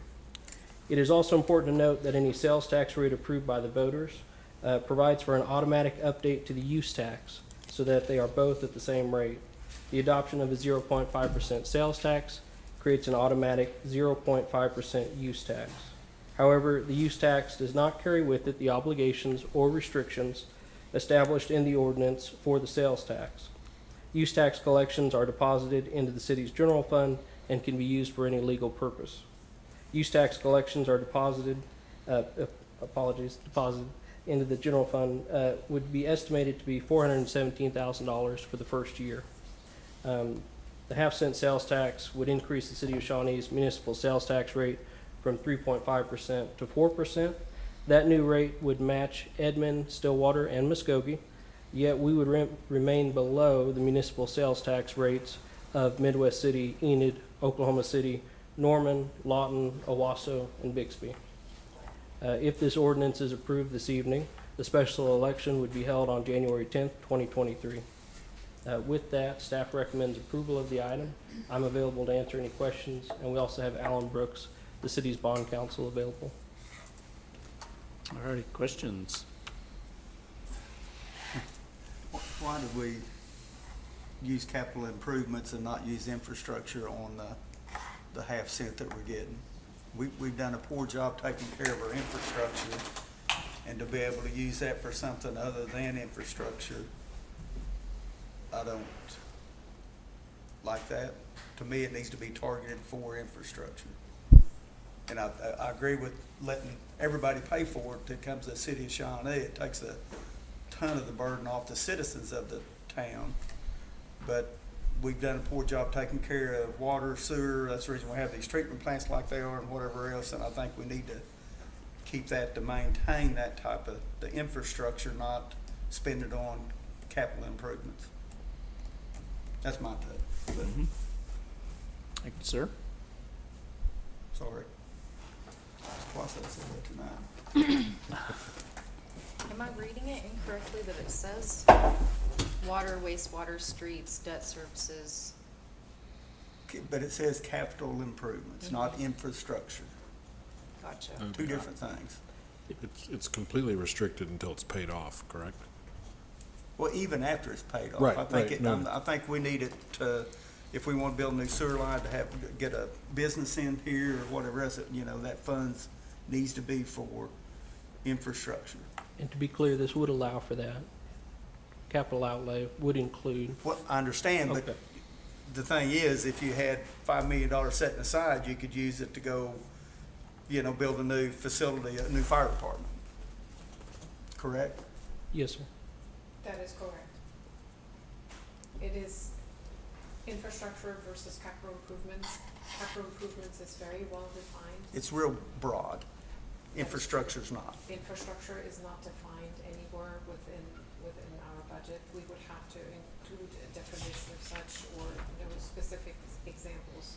The problem we would run into is, for example, as we grow, we will eventually have to add another utility, which is stormwater, which is currently not under stringent requirement. Once we hit a certain population threshold, at that point in time, we have to have stormwater as a utility. So what's this population base? 50,000. So what's projection us to get to 50,000 people? That depends on who you ask, because we are projecting a slightly bigger growth. Historically, it would take us longer based on historical rates.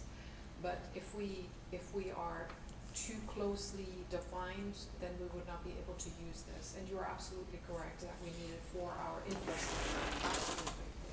But we wanted to make sure that we would not hamstring ourselves from the very get-go, being able to use it for potentially a utility that is currently not defined within. As much water and sewer stuff that we have to do, if we earmarked it just for sewer, we'd never have enough. Roadways too. I mean, so to leave it infrastructure, to me, is I don't like the cap, too broad a because you're here now, 5 years from now, it may be somebody else, Jacob may be here, may not, so long term, I want my grandkids not to have to worry about water, sewer, and the things that you know, instead of we get a new group up here, because, you know, 10 years from now, we won't have the same group here. Nope. But there's no current definition for infrastructure. Is that what I heard you say? We don't have that really defined. I mean, we have capital expenditures very well defined, which include infrastructure, but we would have to add another layer that specifically spells out what this capital what infrastructure, what we could use this for. I think the public wants to know what they're gonna spend it on. I would think. There's one other component, and that would be part of the State of the City address later on. Something that Mr. Morris spoke to earlier as part of the public comments. Right now, the city is working towards capital improvement planning, which really lays out all of the capital improvements that are required, not just for infrastructure included. And so this money, in excess of what needs to be paid for debt service and thereafter, would specifically speak to all of the things that are included in the capital improvement program, and that would include all of our infrastructure. We have historically not done as good a job planning for long-term capital infrastructure and capital improvement needs. Because there's quite a bit of money that's above what the debt service is that we're gonna get a year. And what you will hear as part of the city, the State of the City address is that currently with the funding levels of roadway funding and water and sewer funding, we are looking at 100 and 150-year replacement schedule because of our minimal levels of investment. So yes, you are absolutely correct that this money would go for infrastructure improvements.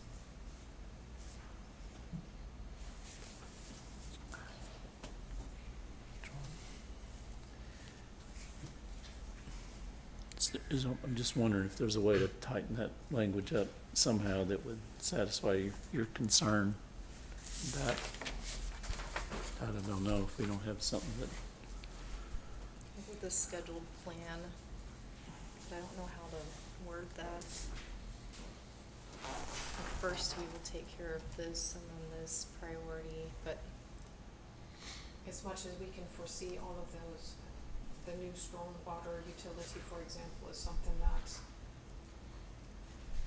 if you had different staff, they may not have thought of that yet. But as soon as we hit that threshold, and we have to start working towards it now, because if we do not, crossing that 50,000 people mark is an extremely painful process. Could we tie the language of the ordinance to expenditures approved by the city commission in a capital improvement program?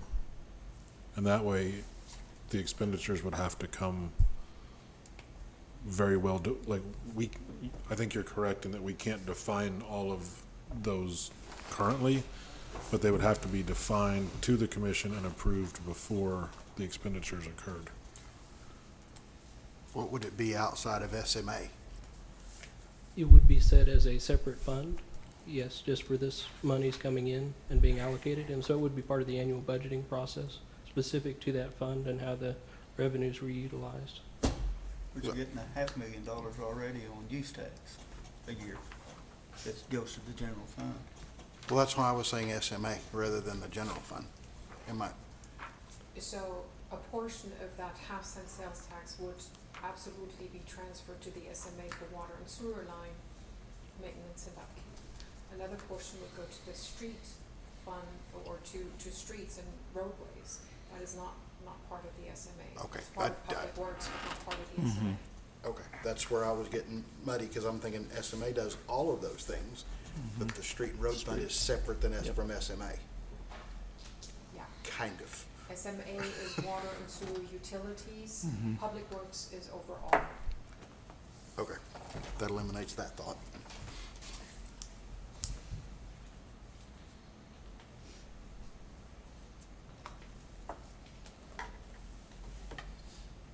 I was trying to think of a way to define that. Yeah. I'm looking at the budget. Trying to figure it out.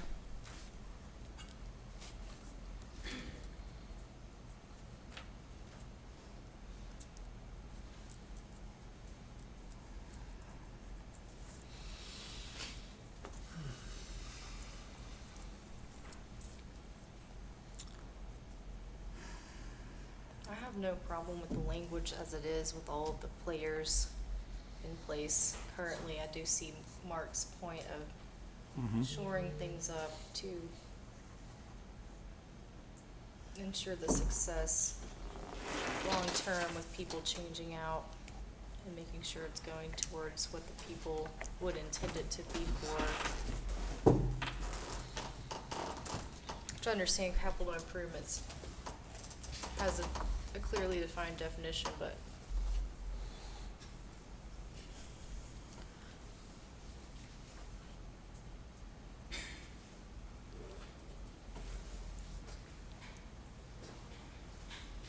Okay, where it says including but not limited to water, wastewater, streets, debt service obligations associated with those things.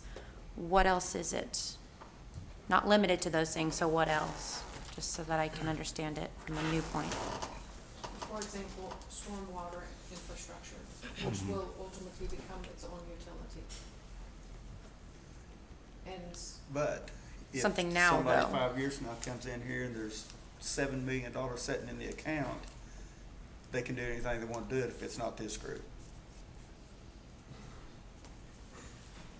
I mean, any kind of capital improvement. Capital expenditure, capital I improvement, mean, is so it that could the be same thing? fire truck, and not to say we don't need it, but we dug ourselves in a huge hole on the water and sewer. $150 million hole.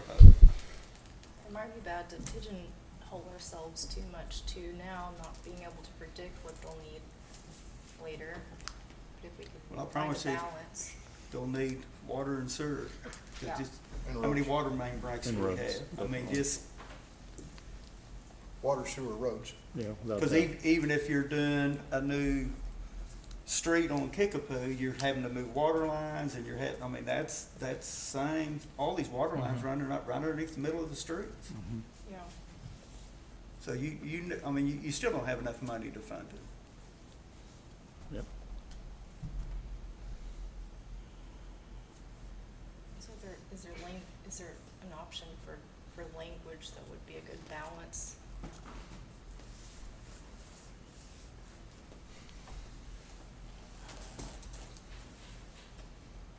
What you're saying is some way to prevent this decision, if voted upon, to keep someone in the future from deciding it's better to What build our a new, intent as a commission was. not to build a new city hall someday, but work on roads, sewers, water. Right. And I think, because I've had the luxury of hearing Andrea's presentation the other day, I mean, her point's gonna be very valid on, you know, how long it takes to replace our streets and all those other things. I mean, are always gonna need money for that. But what also, how do we guard against?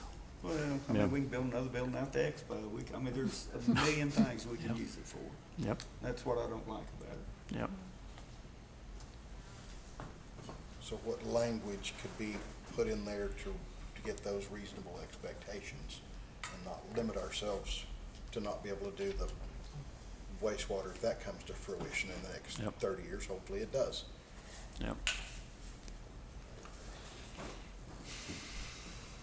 An end date to it? Wouldn't an end date do that? An end date, revise, reassess? An end date would not, what Commissioner Sehorn and Commissioner Rutherford said in terms of not enough investment in our current infrastructure will absolutely hold true even after the debt service for the wastewater treatment plant has been paid. So we will, unless we increase those funding levels for street maintenance and preservation, water and sewer line maintenance and preservation, we will forever find ourselves in a situation that we're just reactionary rather Yep. than forward-looking and in a state of good repair. The difficulty is the definition of infrastructure is not there. I mean, we can say, something along the lines of water and sewer utility, state of good repair. Transportation gets a little more tricky, but then we would potentially leave out new utilities, for example, such as the stormwater. In all honesty, there is no telling if within the next 10 or 20 years, there's not another infrastructure piece added to cities' purveyance that we would not even know yet. And at that point in time, we just kind of, again, With the stormwater, this would make a dent in it anyway. If we get to 50,000, what we got left over won't make a dent in what you're gonna need for the stormwater. no, if we do not start planning for stormwater requirements now, it will be, we will be in a very difficult situation when we reach that threshold. And I agree with that. No, but without a doubt. the intent of this whole conversation was the wastewater deal, and that was my intent, was for the wastewater. And the way it is written now, until that debt service is completed, that's exactly what this money would be dedicated to. With the exception of there is the. What's left over, What's more, what's, at the. which will be the use tax and what's left over. In the first few years, it's pretty dramatic how much money we have left over. Correct. But we also know that our water and sewer needs and our roadway repair needs far exceed what we currently are able to set aside. Which the next 4 years, I'm sitting here so you have a way to hedge that off, but I'm not gonna do it forever. Yeah. That's the part I don't like about it. Cause the tax is pretty well for now on, unless we wanna vote it off.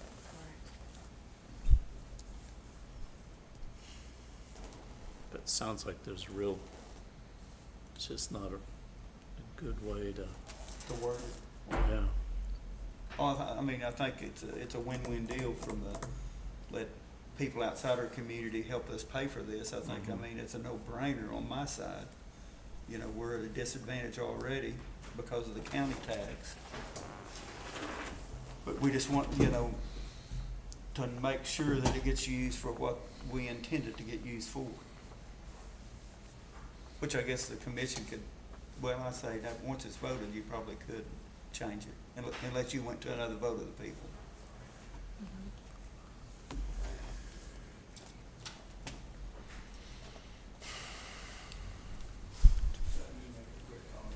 Yes, sir. Please. This is a group effort that, to the extent that you don't like the language, it started with me. We have, I mean, we've drafted a lot of these ordinances for communities around the state. And this is probably the most common language because it kind of creates that balance. It's, as a capital expenditure, you know, from an accounting standpoint, what that's defined as, okay? So it's not operational costs, it's not salaries, it's, quote, bricks and mortar, okay? But we typically don't make it any more specific than that because of some of the things you're talking about. We, you know, in 15 years I mean, what will the specific capital expenditure needs be? In most cases, like here, water, sewer, streets is gonna take every dollar you have and then some, and that in some ways creates a natural constraint. It doesn't get spent on, there's not very many new city hall buildings around the state of Oklahoma. There really aren't. And part of the reason for that is there's such demand for water, sewer, streets, the kind of things that you absolutely have to do. That natural restraint keeps money from being spent on other things.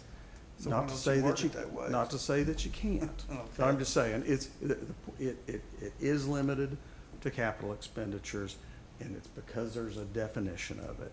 And as we start looking at other terms, it becomes a little more, you know, either we list a lot of things. I can't think of a situation where I've had a city commissioner or city council come back and say, gosh, I wish we'd have been a little more constrained in the way we adopted that. I mean, I don't mean this in a bad way, but future city commissions are gonna be looking at future problems, and hopefully, with the same wisdom that this group has, is gonna weigh, okay, here is the thing that we really don't have any choice on, we really need to do, water, sewer, streets, and make that a priority. But if there's something else, drainage is an example of what that pops up, there might be that emergency situation at that point in time where you need that flexibility. Again, we can draft it any way you want to draft it. I just thought I'd give you some background in terms of why it was, we used the term capital expenditure. I'd be happy to answer any questions. That's general thought. All right, thank you very much.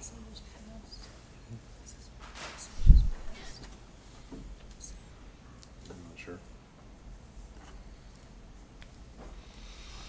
You know, with the gentleman that talked about the funding with different, with the motel and hotel, it would make a dent in what we're talking about. Not the kind of money we need. Yeah, May I add something? yes. Okay. Well, I guess it can. If we're asking for half a percent on this thing, which is basically gonna raise the sales tax to 10%, correct? 9.995. 9.95, 10%, let's just use 10%. So if I spend $10,000 in the community, $1,000 of that is going to taxes, correct? Correct. Why don't we just raise it another 0.25%? Because that's only another $25 on top of the $1,000 that I'm paying. What the heck, $25 on $1,000 in taxes what I'm paying? It's a bunch because we hate to do it as it is. We're needing that funding to fund No, I understand the that. wastewater Where's the treatment stop? plant. Okay. You know, That's what I'm saying. taxation probably If does. we're paying the $25 on $1,000, then that, we might not raise it to 0.75%. Okay, thank you very much, Mr. Carell. Okay, back to where we were.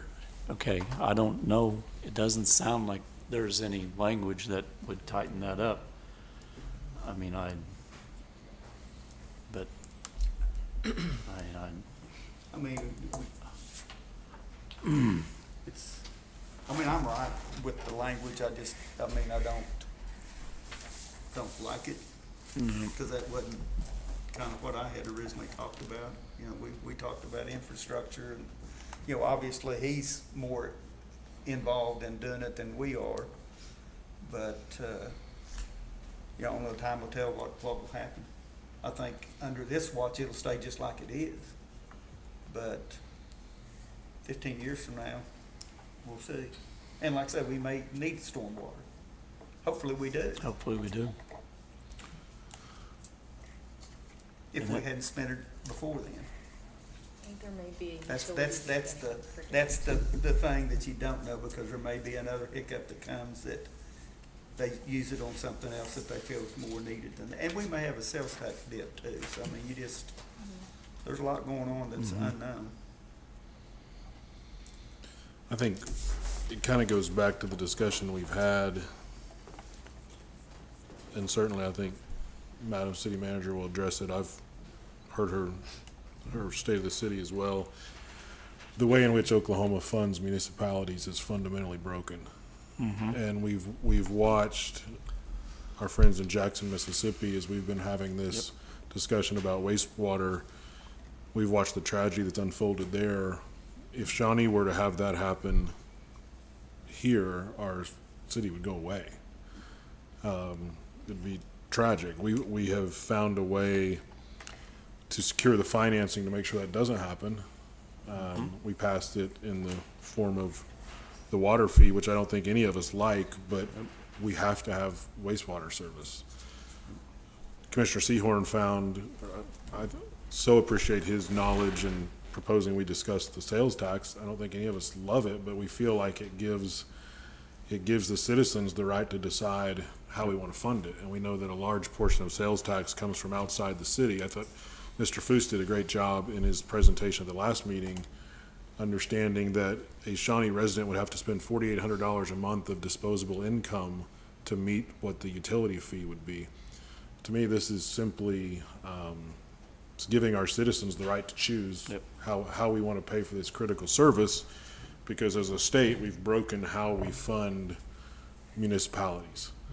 I think Commissioner Seahorn is right. Our intent is to fund infrastructure, water, sewer, roads with this, as we're going to hear later. It would be just a drop in the bucket to what we need. But we have to go with what we have. And I would hope that the wisdom that caused Commissioner Seahorn to come up with a solution that would let the voters decide, the same voters put him in the office for that and his forward thinking. I would hope that the citizens would continue to place people up here that would have the same forward thinking he showed. And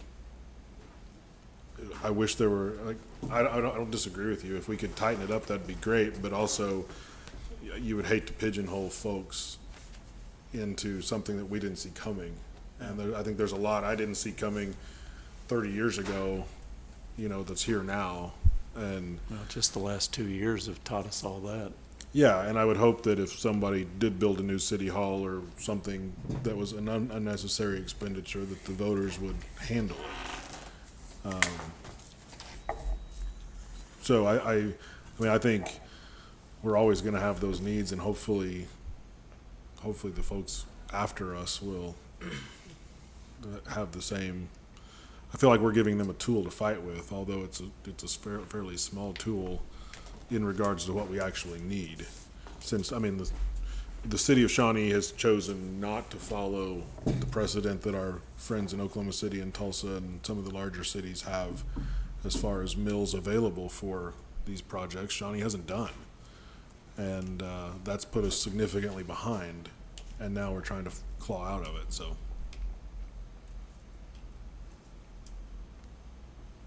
Anything else? So all in all, we're making the decision to call for an election and let people decide whether they want to spend that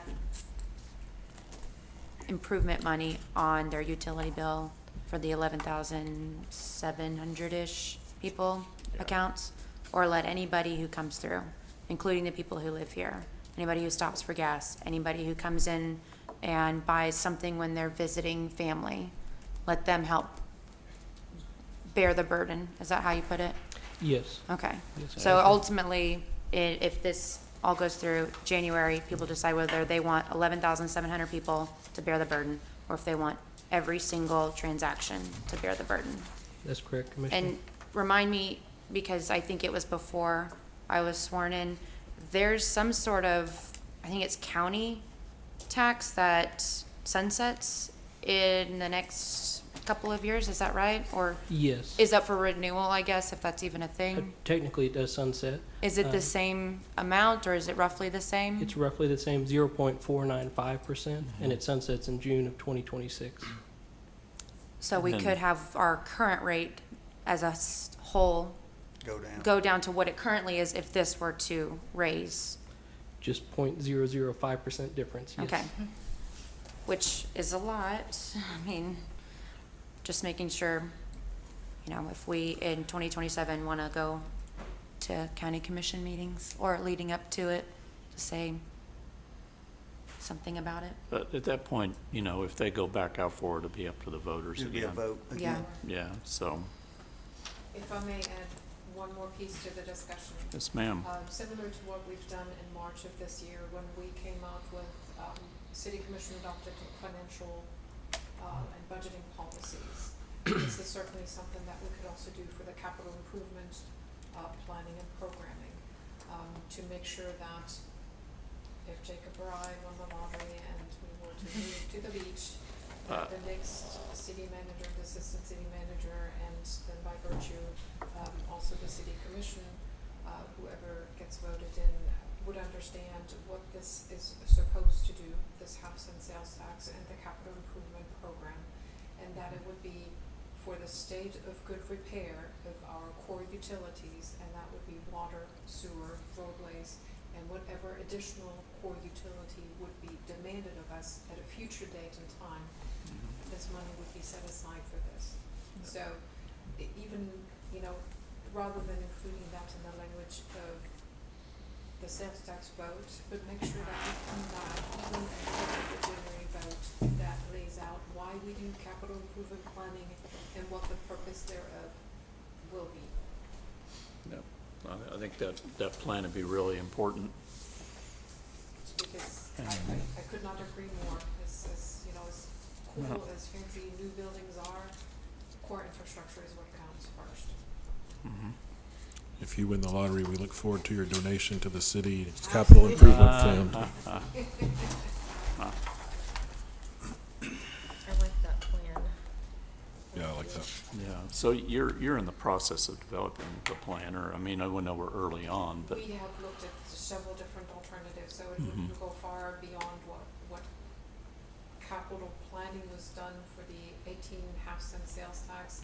It would establish a proper program of doing this every year as part of the budget development. What is our long-term vision for the utilities and the infrastructure we possess? What do we need to put in place now? What will the next 5, potentially 10 years look like? And as part of that, we can have city commission approved policies that guide that process. We really should. absolutely. That sound good? That sounds Do- good. I'll make a motion to approve item A. Okay. Alrighty. I'll, We have a I'll, motion. I'll second it. And All right. Do you have something you want to? I was just going to ask if that statement could be added after the line that city of sales tax collections exceed the funding requirements, if that could be utilized for other critical capital expenditures based upon said plan, that if that would be something we could add to that, or if that was something that would not be okay, so. And I thought about that and tying it to a plan, if for one reason the plan was not approved in time, then the money would just sit there and not being used. Okay. If we put in place the policies that guide the investment of those funds, I think we are better served. Okay. Okay. Good. Alrighty, we have a motion and a second for approval of item 8, and I think you're up, Joe. Thank you, Mr. Mayor. An ordinance of the city of Shawnee, Oklahoma relating to the imposition of the city excise tax, sales tax of 1/2 of 1%, 0.5%, in addition to any and all other excise taxes now enforced, to be levied upon the gross proceeds or gross receipts derived from all sales taxable under the Oklahoma Sales Tax Code, providing for the use of the proceeds of said excise tax, providing for the effective date of said excise tax, providing for no repeal of tax, providing for subsisting state permits, providing for payment of tax, providing that the tax is in addition to taxes currently levied, incorporating certain provisions of prior city ordinances, providing for amendments to this ordinance, providing that the provisions of this ordinance are cumulative, and in addition to any and all taxing provisions of other city ordinances, providing for severability of provisions, and containing other provisions related thereto. Thank you, sir. All righty, we have a motion and a second. We will call a question for approval of item 8. And that motion passes 7-0. Could I ask we take about 5 minutes? I know we've been here 2 hours, and I know there's probably some folks that like to get down the hall real fast.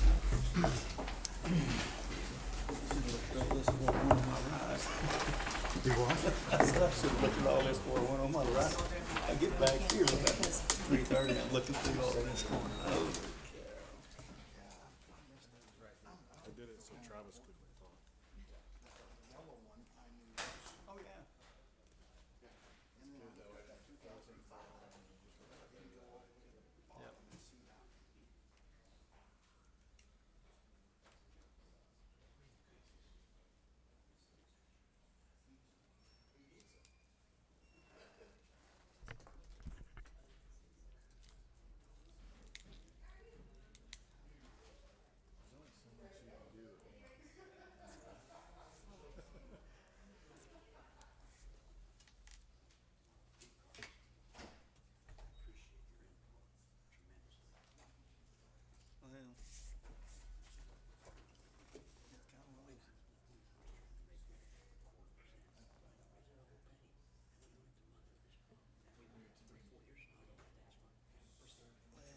The thought process is that half-cent runs off in 2006, and we're at a disadvantage because the county's getting so much of the money. So much. So much. I mean, it's almost not fair.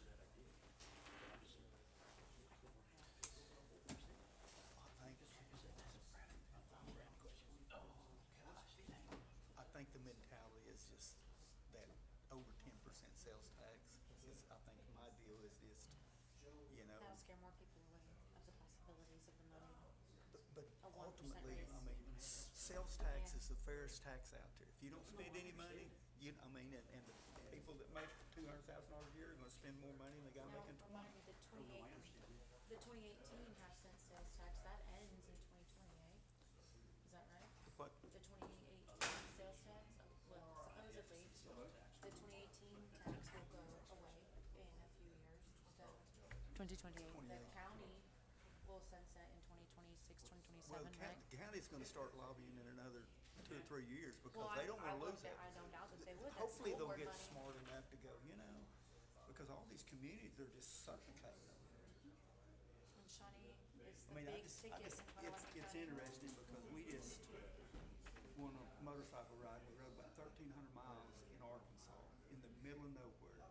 These little communities, they're non-existent now. I mean, you drive through that and they're just ghost towns because they don't have the revenue to support infrastructure. Oklahoma is one of the last states to only allow cities to collect sales tax for revenues. I'd be happy to. Well, he's just saying, why don't we just do 3/4 of a point or for a penny, but I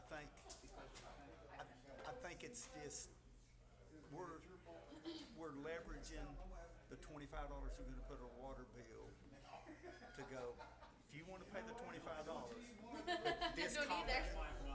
yes. Because see, if you go to major cities,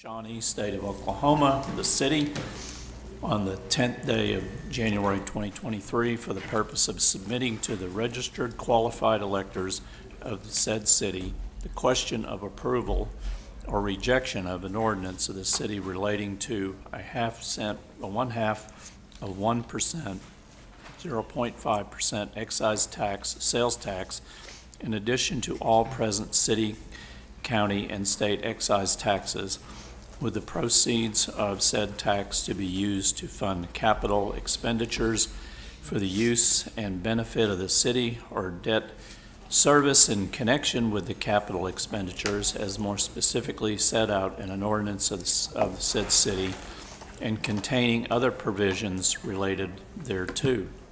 Mr. Foos is back up. Yes, Mr. Mayor. The previous item was the ordinance creating the 0.5% sales tax. This item is the resolution that would call for the election for it to be enacted. Absolutely. I bet there's not a lot of questions about that. I think we went through them all. There we go. All righty, do we have a motion? I'll move to approve item 9. Was that Daniel? I'll second. And Travis? All righty. Mr. City Attorney. Thank you, Mr. Mayor. A resolution authorizing the calling and holding of a special election in the city of Shawnee, state of Oklahoma, the city, on the 10th day of January 2023 for the purpose of submitting to the registered qualified electors of said city the question of approval or rejection of ordinance number 271 NS of the city relating to a 1/2 of 1%, 0.5% excise tax, sales tax, in addition to all present city, county, and state excise taxes, with the proceeds of said tax to be used to fund capital expenditures for the use and benefit of the city or debt service in connection with capital expenditures, as more specifically set out in ordinance number 2771 NS of said city, and containing other provisions related thereto. Thank you, sir. Okay, we have a motion and a second for approval of item 9. We'll call the question. And motion passes 7-0. Item 10, administrative reports. We have, looks like 2 homeless program update with Erica. How are you tonight? I'm good, thank you. Mr. Mayor and Commission, I am here to give you an update on our homeless program. Just to remind you of what the goals of our homeless program are. They are to collaborate with local, regional, and state entities that provide services, as well as community partners, to form a cohesive response to homelessness.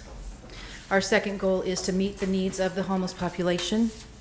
Our third goal is to address visible homelessness downtown and return the downtown area and public spaces to their intended use. And our final goal is to educate the public about homelessness. Tonight we're going to talk about, I don't know how to turn this thing on. There it is, there we go. Tonight we're going to talk about what we have done thus far, what we are doing right now, and where we are going. So, what we have done. The Homelessness in Shawnee Roundtable is comprised of more than 30 organizations that provide services to the homeless population. They've come together to provide this cohesive response to homelessness. They've met 6 times. We meet monthly to talk about holes in the system, to brainstorm ideas to meet individual needs. We have several organizations that have stepped up to fill the holes in the system. Our next meeting is coming up on Tuesday, October 11th. Access to safe, adequate facilities for toilets and showers and laundry services are at minimum or completely lacking for the homeless population. Without access to those facilities, they face health problems and behavioral health problems, including having to urinate and defecate in public, having to forego things like hand washing, showers, clean laundry, and sanitary products.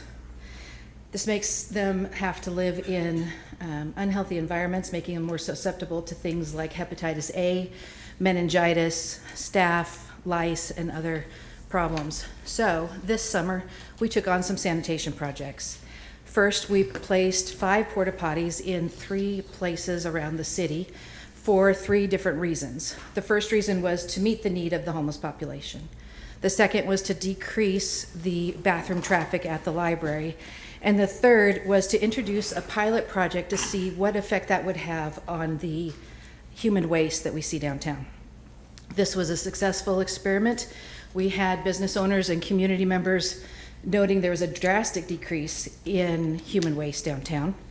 The library said that they had less people seeking to use their bathroom, and the homeless community was very thankful for the ability to have bathrooms.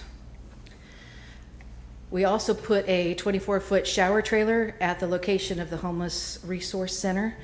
In the time that we had it, we provided over 700 showers to people. They were extremely thankful for that. As grant money is winding down for that, we had to start looking at some other alternatives. We couldn't just keep the trailer. So finally, the director of the Shawnee Rescue Mission stepped up and offered to put in showers at the facility that we are using for the Homeless Resource Center. So we're going to have a couple of weeks with no showers, but once construction is complete, we will have permanent showers at the Resource Center.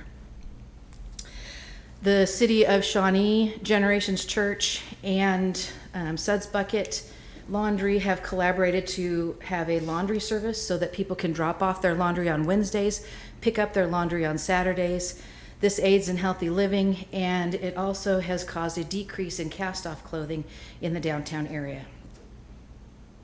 The Homeless Resource Center was one of our greatest accomplishments so far. It opened July 18th. We've seen over 1,700 people through there. It's open currently 3 days a week, Mondays 10 to 6, Wednesdays 1 to 6, and Saturdays 10 to 6, with our goal of being open 6 days a week as staffing allows. The purpose of it was two. One was to draw visible homelessness away from Main Street during business hours, and 2, to be able to provide better services to the people who are experiencing homelessness. Business owners, the general public, and the library noted a significant decrease in visible homelessness downtown on the days that we were open.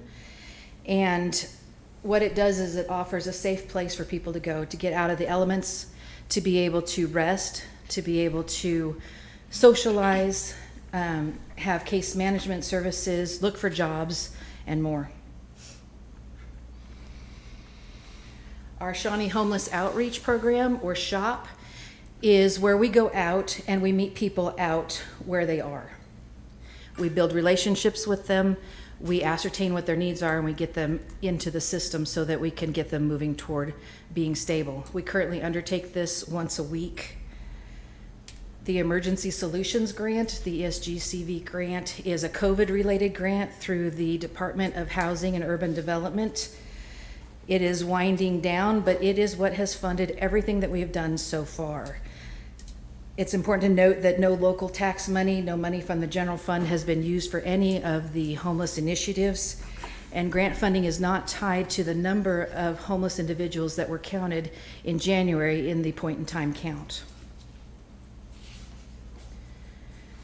Community education, we've had several engagements where we speak with churches and civic organizations, and we've had community information meetings where we update people on what's going on in our program, what homelessness is, and to get community buy-in for this program. So what are we doing now? First off, we're continuing and expanding the current programs that we have. Like I said, the Homeless Resource Center is open 3 days a week. We hope to add a day in November, to add a day in December, and then add a day in January. And this is as staffing levels permit. Interns and volunteers are being currently recruited. We have 10 that are right now in training, and we hope to add more and more, which will allow us to step up what we're able to offer. And we will be expanding our community outreach, going to city events, going to churches and civic organizations, and really making sure that we can reach out to the community and let them know what is going on with our program. So when I started last year, we were hit almost immediately with 2 storms. And very quickly we pulled together 2 warming stations to ensure that people didn't suffer cold weather injuries. This year, I would like to be a little bit ahead of the storm on that. So we are putting together a winter weather plan so that we have a cohesive response to when cold weather says that we need to have immediate additional shelter beds to keep people from having cold weather injury. We're also going after funding, including grants. Part of our funding strategy is to either look for a 501c3 nonprofit to act as a pass-through organization for grant money, or to stand up a parallel organization, 501c3, that can be the fundraising arm of the homeless program. This is because so much of the money that's available for homeless services is not available to municipalities, but it is available to 501c3 nonprofits. Now the exciting stuff, where we're going.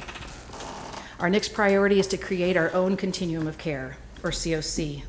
This provides a community-wide plan for homelessness. COC maintains the homeless management information system, helps us be able to track data and report data, but most importantly is that it is an evidence-based method of dealing with homelessness. It has 4 parts to it. The first part is outreach, intake, and assessment. The second part is emergency shelter. The third part is transitional housing. And the fourth part is permanent housing and permanent supportive housing.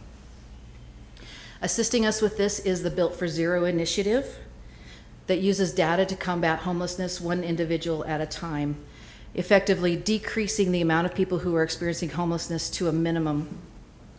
The goal is to maintain what they call functional zero, where we can prevent homelessness when it's possible. We can capture people that are newly homeless and ensure that their homelessness is rare and brief and only one time. A lack of housing is a significant challenge in this city, so we are developing a program based on the Housing First model that's a very successful model in dealing with homelessness. It's based on 2 ideas. One, that housing is a basic human right, not a reward. And that 2, a person stabilizes faster and stability lasts longer once the turmoil of the crisis is removed. Having a roof over their head lets them be able to fully engage and thrive in their progress. Housing First quickly places people from the streets or shelters into housing without any kind of precondition, but it comes with wraparound services to help people on their journey to stability.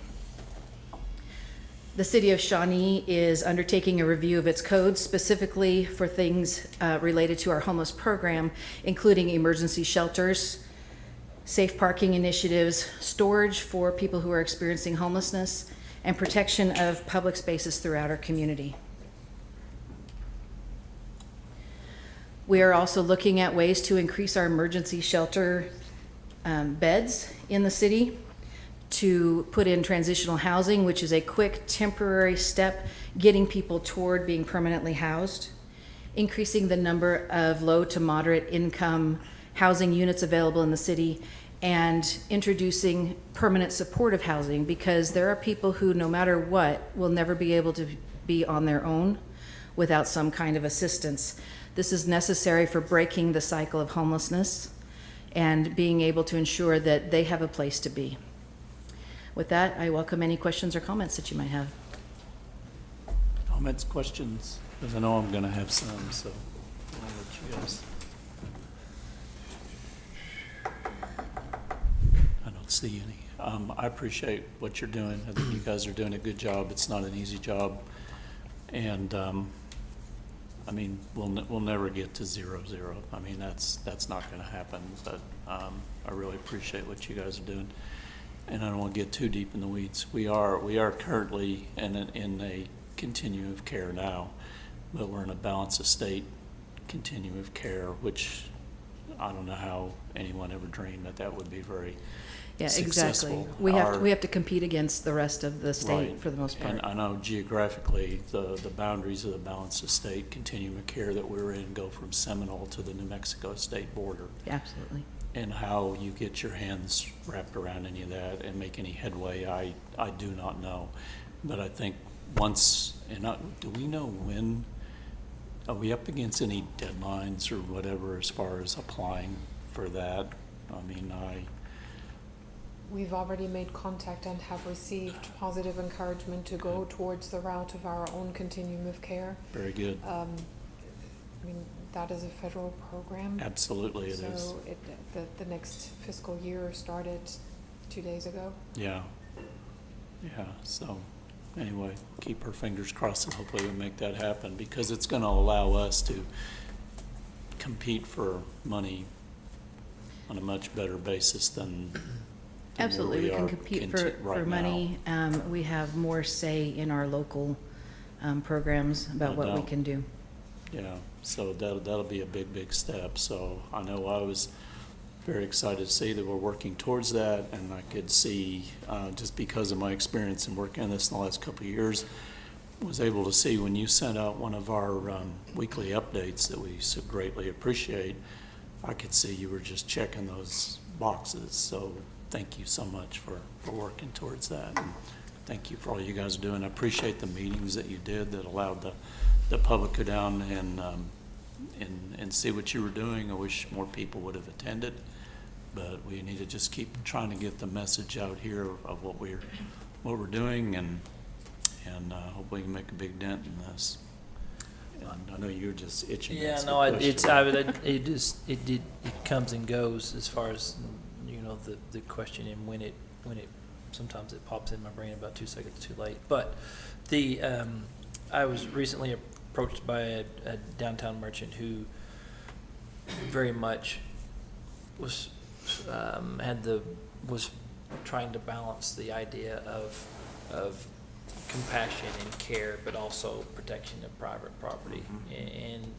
And so in the question, and this is something that I would, you know, would love to hear your take on, and then also how as a downtown business owner, they're just a basic course of action as far as a laid out plan to encourage care, but also encourage individuals to use the property for what it was meant to be used for. And so to that question, what would, as a commissioner advising a individual that was asking me this question, what would be the best course of action in that situation where you deeply care for the individual, but you know that the individual is not making good choices, and you need help helping that individual make better choices? So If it's somebody that I haven't had contact with, certainly contact me, and I will go have contact with them. There are several of the long haulers downtown that we are currently working on. One in particular that we have brought in, the VA, we've brought in a lot of other resources to try and assist that individual. As we get our resource center up, as we get transitional housing up, and some of these other programs, a lot of that will go away, because there will be places for people to be. Right. I'm also working with, we're also working with the police department and other departments to come up with a response that we are all on the same page about, so that we all know what do we do, when do we do it. So I would have them forward questions to me, and we would go from there. I know that is something that, as a commission and as a city, that we're constantly, that plan would evolve with each and every individual, you know, as far as the way to do whatever was taking place. But I think that would be just continually encouraging those conversations with you and with, you know, PD, and so I think that, yeah, just keep doing what you're doing, but then also if there are times whenever when you're out in the streets and you know, working the individual relationships and things, that's going to be different than a time whenever somebody might be able to come to you and say, here, this is my problem, how do we address this? And so if there were times that we could really let individuals know this is when you would be available, and this is how to get, you know, best ask those questions so that you can answer them, because I know that that's really difficult to take a phone call when you're in the middle of helping somebody out, especially in a an extreme situation. So Absolutely. yeah, I will get you my schedule, Mhm. so you can let people know when I'm available to take calls. Fantastic. When I do outreach, as I do, sometimes I do downtown, and I do make contact with those individuals. I also try to stop in at businesses and talk with businesses. And like I said, we're working on a plan across the city, Yeah. on how we deal with this. Absolutely. Thank you so much. I want to specifically address a question that Mr. Dura had asked, and that was, if somebody's sleeping in the doorway and you want them gone and you're the business owner, then basically you would probably just call the police department and say, I've got someone that's not welcome here, and ask them to move on, or? Yeah, that wouldn't be me. That would be. Yeah, no.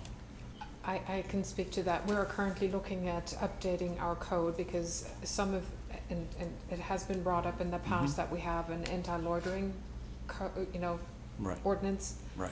Those were put in place well before any case law set a precedent on what cities can legally and cannot do.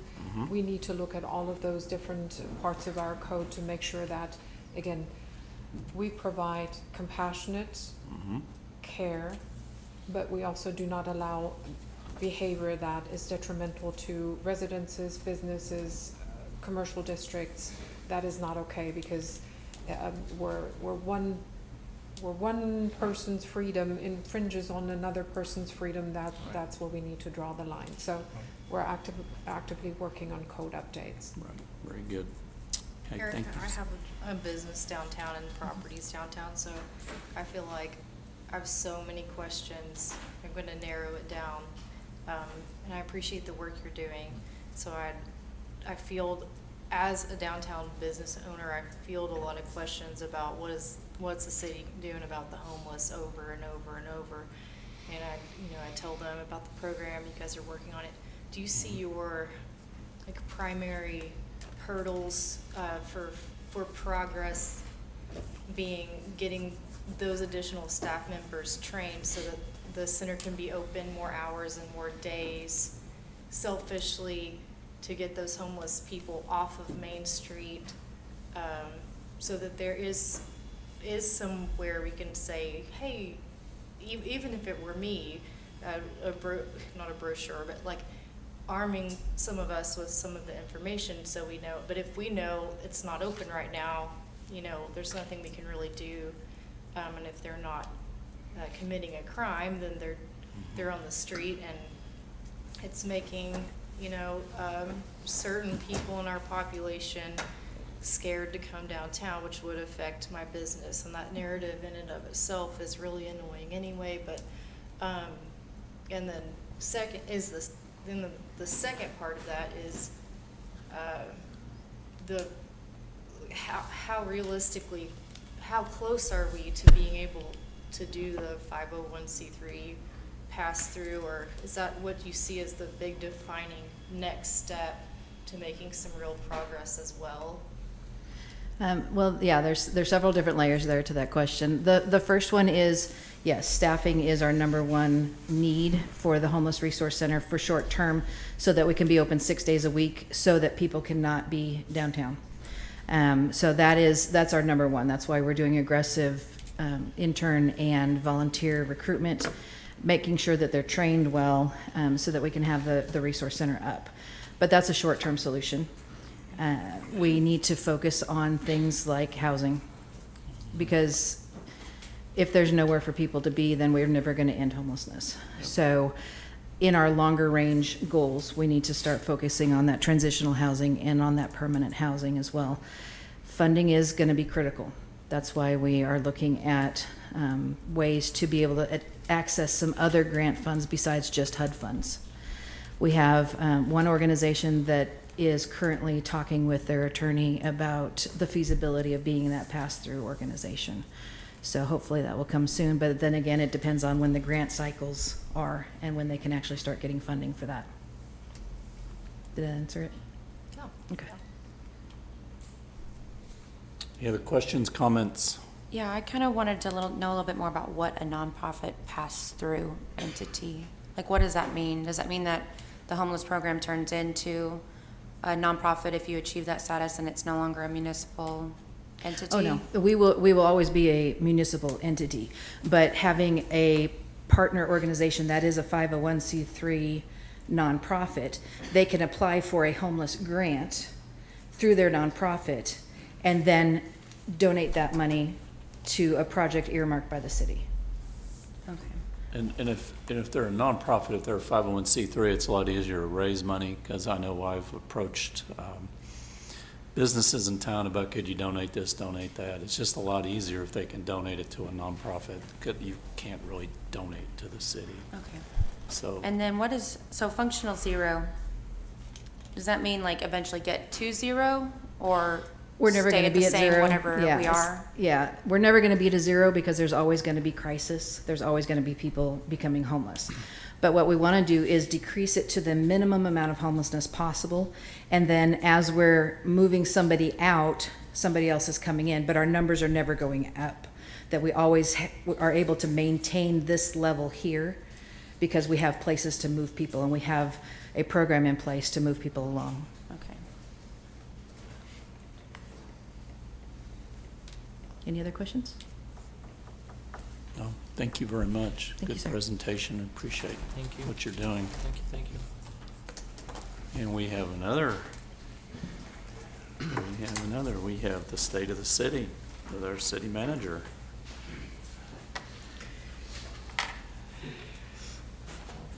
For the past year, it has been my pleasure to serve as your city manager. And this evening, I bring to you the State of the City address. I will endeavor to showcase what our community has accomplished and what we will focus on next. In these past 12 months, we have already come a very long way. We've changed up the status quo. We're moving away from simply managing what has been, and instead we're setting in motion those projects and processes that will allow our community to grow. And while we all recognize that there's still a lot of challenges ahead, I'm delighted by the prospect of all of us working together to position Shawnee for a better future. We know that Shawnee is beginning a resurgence, and those great things on the horizon are fast becoming the great things within grasping distance. Shawnee's history began long before statehood. The area was first populated by Native Americans, and non-Native settlers started arriving even before the American Civil War. Its location at the crossroads of fort routes, cattle trails, and railroads helped propel Shawnee to become a flourishing city. 128 years ago, the city of Shawnee was incorporated, and during the first years of the next century, the growth in Shawnee matched that of Oklahoma City. In 1908, the city of Shawnee adopted its first city charter, and for the past 90 years, the city of Shawnee has been operating under a commission-manager form of government. The first city charter divided Shawnee into 6 wards, and each ward is represented by one city commissioner who is elected at large. Citizens are also represented by an independently elected mayor. The main functions of the city commission are to create city public policy and pass city ordinances. In addition, the commission appoints the city manager and confirms department head positions. The mayor has additional largely representational functions. However, all of the day-to-day operations of the city are overseen by the city manager, who guides operations of the departments within the city.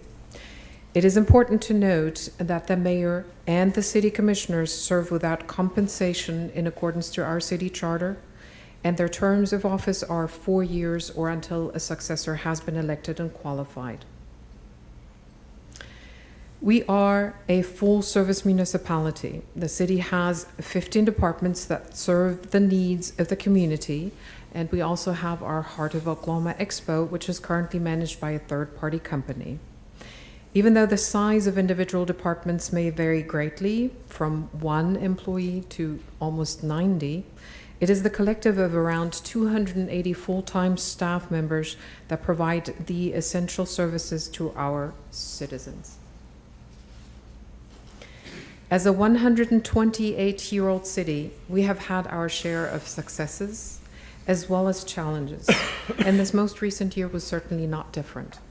Now, for today's State of the City address, I will do my best to strike just the right balance between those efforts that are underway or have recently been completed, and also those challenges that we still need to overcome. In doing so, I would like to focus on three key topics: city infrastructure, city growth, and our community's quality of life. And I would like to begin this State of the City address by talking more in depth about city infrastructure. The city has jurisdiction over the physical assets you see listed on this particular slide. Each one of these also carries with it the responsibility for ongoing operations and maintenance, so as to retain and even improve the respective assets' function and value over time. I will give you just a moment to take in this list. It contains transportation, recreation, and utility, as well as the city's 54 facilities. Included in that list are the 50-year-old City Hall and Fire Station 1, the historic and nationally listed 118-year-old Santa Fe Station, our 70 and 50-year-old wastewater treatment plants you've heard of so much, and of course the 85-year-old auditorium, among many more. Capital projects are essential to all communities in general because municipal infrastructure helps shape the community and the local economy.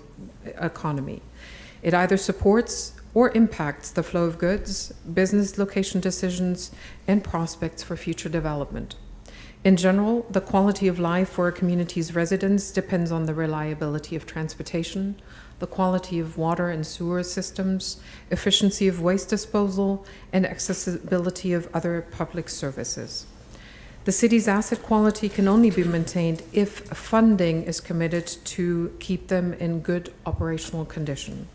The groundwork for such commitment is the development of a capital improvement program, a multi-year planning instrument that lists the name of each project, the amount to be expended in each year, proposed method of funding, and other individual project details. What you see on this slide is the list of funding sources for the immediately past and the current fiscal year projects, some of which I will talk about in the course of the next 4 slides. What is also shown is how we track projects within each one of the funding categories. Here shown are the 2 park projects, which we will talk about in just a moment. They belong to a larger group of capital projects funded through the 2018 half-cent sales tax. At this time, we're about 40% into the 10-year period covered by the voter-approved funding, and we have made significant strides towards completion of the designated projects. As you can see on the image, in the image on the left, we have already started construction on our new water treatment plant, which will greatly improve the quality and quantity of our drinking water. The water treatment plant update is estimated to be complete by summer of 2023. Likewise, we just signed the wastewater treatment plant construction agreement for the update of our 70-year-old South Side plant and the almost 50-year-old North Side plant. Again, we will improve the quality of the treatment process, and furthermore, the plant's design will allow us to have room to significantly grow over time. Construction on that project will begin soon, and it is anticipated to be complete by the end of 2025. As you can imagine, neither one of these projects were cheap. The water treatment plant cost $17.5 million, and the wastewater treatment plant will cost $106 million to construct. Neither one of these projects would have been possible without the help of loans the city of Shawnee obtained from the Oklahoma Water Resources Board. Having these brand new treatment facilities will set us up nicely for several decades. Simultaneously, we are grappling with 241 miles of water and 193 miles of wastewater lines, of which a combined 150 miles are currently 50 years or older. Please remember that dependent on material used, water and sewer pipes usually have a life expectancy of 50, possibly 100 years. More often than not, Oklahoma's capricious weather and expansive clay soils cut that lifespan short. I wonder too if you can help me with the following math challenge. With a line replacement cost of $400,000 to $1.2 million per mile, dependent on pipe size and material, we currently have an in-ground infrastructure of water and sewer lines that would cost an estimated $335 million to replace, which at current funding levels of $2 million per year, it would take over 150 years to replace. Moving to transportation. Everyone loves to drive, ride, or walk on newly constructed transportation infrastructure. And this past year, I'm happy to report that we completed several of these coveted projects. Whitaker Street reconstruction included intersection improvements, a complete roadway rehabilitation, and the addition of sidewalks. Leo Street roadway project was completed as well, and the Independence Street sidewalk project was done too. We also have ongoing design work for the rebuilding of 45th Street, just east and west of Kickapoo Avenue. Construction for roadway projects varies per lane mile from $235,000 for a very simple mill and overlay to $833,000 for a roadway on a new alignment. Once built, and if properly maintained, our roadways can last for a significant period of time. If, for example, concrete is maintained, it has an average life expectancy of 25 years, and asphalt usually lasts for 10 years, with the appropriate intermediate steps to keep it in a state of good repair. What you see on the right side of the slide is a segment of roadway that has a very low pavement index that has not seen any repairs or maintenance done. This PCI is 17 out of 100 points. Based on a complete inventory conducted in 2018 and 2019, we know that almost half of all of our roadways, half of all of the 551 lane miles we have a PCI of 50 or less, which means that a simple mill and overlay will no longer fix them. Again, I wonder if you can help me solve another math challenge. Based on the average per lane mile construction cost, if we were to place a new overlay on all of our roadways, it would cost just under $130 million. Knowing that about half of our roadways have significant deterioration, such as the residential street here shown on the slide, that cost to maintain and refresh our roadways immediately rises to $235 million. Now, we do set aside $2.5 million for staff, equipment, and materials per year. It would take us almost 100 years at this funding level to touch all of the city's roadways. As before, we need to significantly increase our annual maintenance budget if we want to improve our transportation assets and utility assets over time. Let's move to city parks.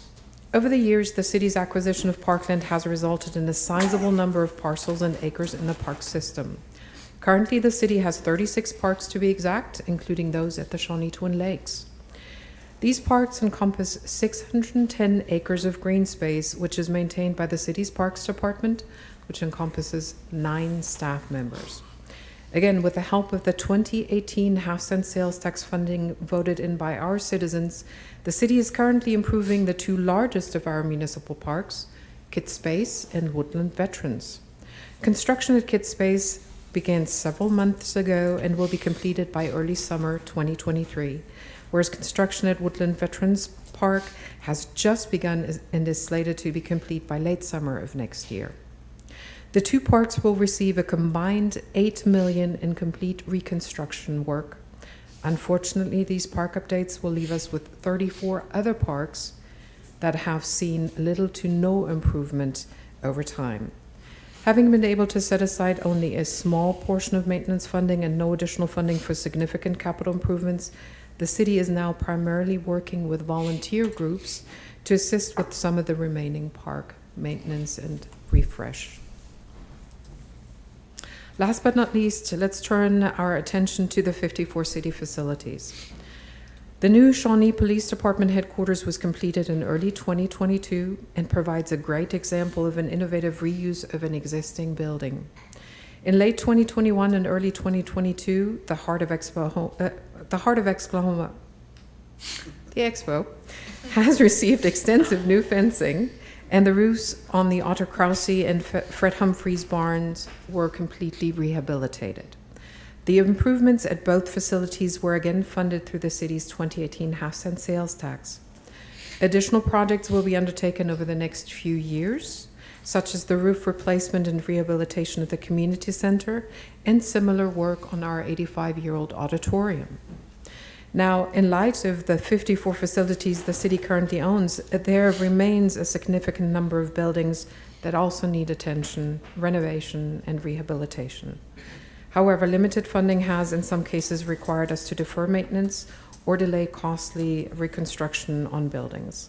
We have also held on to vehicles and other equipment long past their intended life, which of course creates much higher than necessary costs to maintain all of these assets. Over these past few slides, I mentioned the need for more funding multiple times. Allow me to delve into that topic with you for just a moment. For our current fiscal year 2023 budget, the city has $101.8 million in anticipated revenues and $100.7 million in proposed expenditures, including the capital improvements we just discussed. The fact that the city has a budget of more than $100 million sounds very encouraging. However, I would like to point out an important distinction among the various revenue sources. Recurring revenues are those revenues that can reasonably be assumed to be available every year, and therefore they are the basis for ongoing operations and personnel cost. These recurring revenues include sales and use tax, water, sewer, and garbage collection service fees, fees for licenses and permits, and rental or interest income. In this current year budget, across all funds and departments, the recurring revenues account for approximately 40% of the total budget. The city also has access to periodic revenues tied to specific timeframes, such as our half-cent sales tax, which is in place until 2028, or, as discussed earlier this evening, our downtown tax increment financing district, which also has a sunset date. Other revenue sources for this type may be related to specific eligibility requirements, such as our Community Development Block Grant, which is population and income-based. The periodic revenues make up less than 5% of our budget. One-time revenues, on the other hand, are those that are associated with project-specific loans, donations, and these one-time revenues account for over 55% of our current budget. Included in that are also our fund balances for those funds that were previously budgeted but not expended. Once spent, any one of these one-time revenues will not renew, which means that once we spend our Oklahoma Water Resources Board loans or the ARPA money, our annual budget will shrink significantly. Of course, more funding does not magically appear. We will look for additional federal, state, and even philanthropic grant funding, partnership opportunities, as well as further streamlining and innovation to provide and enhance core services the city offers. We also put in place budgeting and financial planning policies, which were adopted by the City Commission in March of this year. These policies specifically require that we will not borrow from any external source for ongoing operations, that excess fund balances should not be used to support ongoing operations, but may be budgeted for one-time expenditures. Each city fund should include contingency reserves of no less than 2%. And lastly, that the general fund and other funds must have operating reserves at the beginning of each fiscal year. The general fund should have an operating reserve of no less than 14%. And all of these policies were put into play when we developed this year's budget. Having explored these recent projects and remaining capital improvement needs, and also talked about funding, let's have a look at historic and anticipated city growth. Since Shawnee became a city in the late 1800s, the city of Shawnee has grown steadily in population, from a mere 3,500 in 1900 to a robust 22,000 in 1940, and then 26,500 in 1980, and most recently to over 31,000 in 2020. As of the latest census estimate produced in July of last year, the city's population was 31,576 people. For the past handful of decades, the city's growth has predictably been around 5% new residents for every 10 years.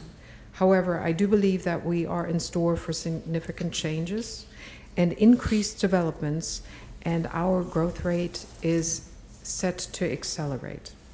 Please keep this in mind as we're stepping through the next slide.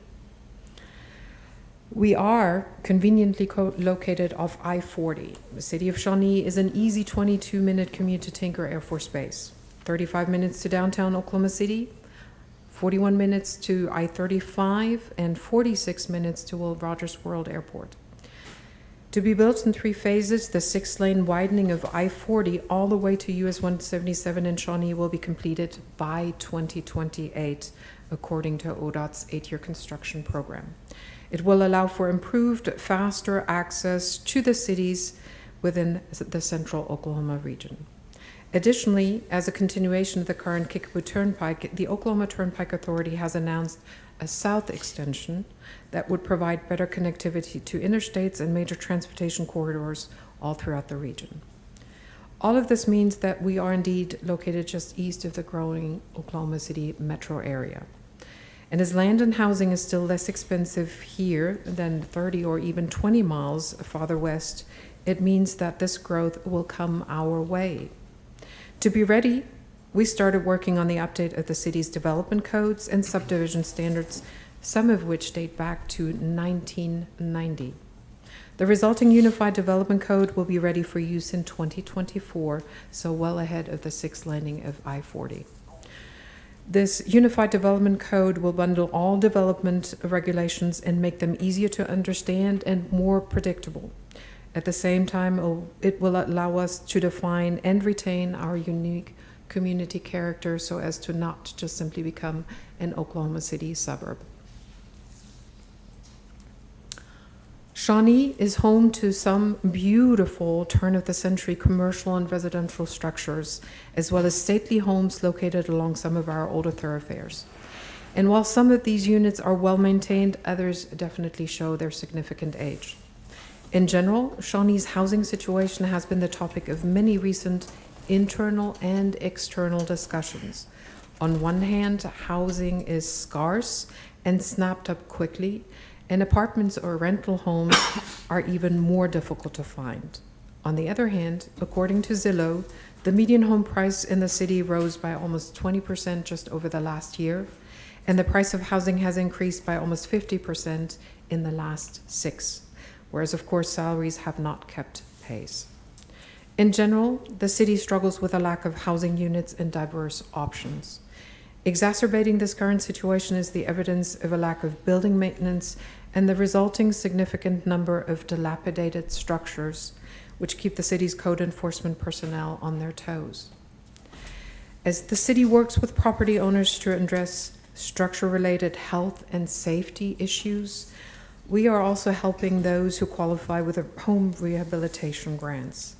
And when all else fails and a newly empty lot is created, we will be working with developers on infill, for which we are currently creating a palette of architect-stamped, pre-approved, ready-to-build house plans to simplify and expedite that infill building process. And what a perfect segue to our community quality of life discussion. Shawnee's housing situation, the COVID pandemic, substance abuse, low income, rising inflation, among other factors, have definitely contributed to our city's proportionally high number of homeless individuals. Homelessness often clashes with nearby parks, businesses, and even residences. And from recent conversations with city managers and peer communities, I found that Shawnee is certainly not alone with this particular issue. The city is on course to develop a U.S. Department of Housing and Urban Development compliant Continuum of Care to mitigate homelessness. And of course, as you just heard, it includes several components. What we are already doing is the point-in-time count of homeless youth, adults, and families, and we engage in direct homeless outreach. We now also have a resource center to help us with this direct engagement, and we are in the very early stages of coordinated entry into the HUD-required Homeless Management Information System. We hold regular roundtable meetings with service providers in the community to make sure that all of those resources that are currently within the community are coordinated for maximum efficiency and the least amount of redundancy. We also have emergency shelter in town, albeit only a few beds are available. What we do not yet have implemented are more emergency shelter beds, housing, including transitional housing up to 24 months, rapid rehousing without any designated length of stay, and, as mentioned before, the permanent supportive housing for those who have disabilities or significant mental health issues and are no longer able to sustain themselves. All housing must come with wraparound supportive services and homeless prevention strategies. In recent conversations with residents and businesses directly affected by homeless activities, the central theme was always that to help those who are accepting, while we also work towards rebuilding a safe and inviting environment for our community. It will take time, and there's absolutely no quick fix to this very complex problem.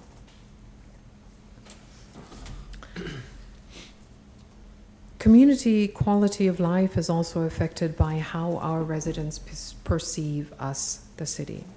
Shortly after I started as Shawnee's city manager, I noticed that the city was battling some public image issues, born of the need for transparency, information, and increased citizen trust in their government. Recognizing that a previous vacuum of information existed, the city's management team has put a particular emphasis on comprehensive and transparent information sharing. The many administrative reports with which we have regaled you over the last year, they really are meant to be just the beginning.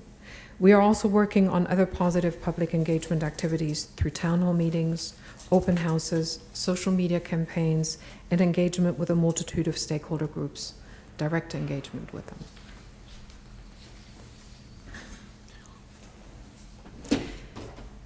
In addition to that, we recognize that Shawnee is absolutely not an island. The past year was marked by a significant increase in outreach to both current and potential partner entities. It is these partners who bring additional ideas, synergy, and very valuable resources to the city. And together, we actually can do much more, and we are simply better. Lastly, as I begin today's State of the City address with a bold statement that it is time for change, I would also like to emphasize that the city honors its own history, as well as the complex history of our community. We learn, we adapt, we change, and we have to overcome those challenges. We know that certain things will simply have to change in order to allow for long-term sustainable growth. And sometimes change is hard, but in this particular case, it is definitely worth the effort. What's next is probably the next question that you would ask. We have some significant challenges to navigate. Please know that these are in no particular order, and all of them are equally important to the economic vitality and the quality of our city. We need to dedicate more funding towards a state of good repair for the core infrastructure and the many assets the city has. Yes, it will take more funding. Doing more with less does not even work on paper, and it certainly does not work in practicality. We will look for additional grant funding. We will look for those partnership opportunities. We will streamline, and we will continue to innovate to tackle these issues. At the same time, we need to increase our pool of housing and diversity of housing options. We have to work together to tackle this complex issue of housing scarcity, lack of diverse options in housing, and our growing homeless problem. We need to strive for greater transparency, and we must also be willing to engage directly with the public. They felt unheard, they were lacking information, and we have been silent operators in the back, and that is not the way we should do business going forward. At its core, city government is the engine that keeps our society going, but we want to share this information with the public in general. We can do these things with the assets we already have in hand. Our truly dedicated City Commission is focused on long-term community benefits, as all of the discussions at the City Commission show. And you steadfastly keep associated goals in mind in all you say and do. Together we're better, and we strive for a higher degree of collaboration and joint efforts with our community partners. Our welcoming community is not afraid to get involved and hands-on, and I applaud our volunteers, and we need to celebrate them, because without their help, certain projects would simply not get done. We also have a very talented, engaged, and highly competent management team, without whose assistance I simply could not do this job. And lastly, we have fresh ideas that we cannot wait to implement. And for this coming year, we will be looking to a new strategic plan for the next 5 years. As I mentioned before, we will work on improving the relationship with our citizens and the community at large. We have begun tracking city assets in a digital asset management system called CityWorks, and we will use the accumulated inventory and condition data to feed a robust long-term capital improvement program. The city is also looking for ways to partner in financially sustainable ways to be the best steward that we can be of the money that the taxpayers have entrusted us with. We will continue to build our homelessness, diversion, mitigation, and support programs to tackle what so many other cities are grappling with at this time.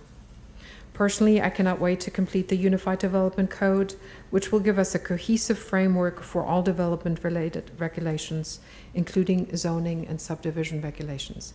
And no, it is not a citywide HOA, but it will help our developers understand what we're asking of them. We become more predictable and easier to work with once the UDC is in place. I had not mentioned it before, but we're also in the middle of the Shawnee Twin Lakes Master Plan effort, which will help us make the most of our very precious community resource. We want to protect the integrity of our water resource. At the same time, we want to open up possibilities that we've thus far only dreamed of. And as I said earlier, we are already working on producing infill housing palette that will provide ready-to-go plans for development on now vacant individual lots that are usually not of any interest to any developer. And with that said, I'd be happy to answer any questions you have on the State of the City address. Questions? There was a lot there. Questions, comments?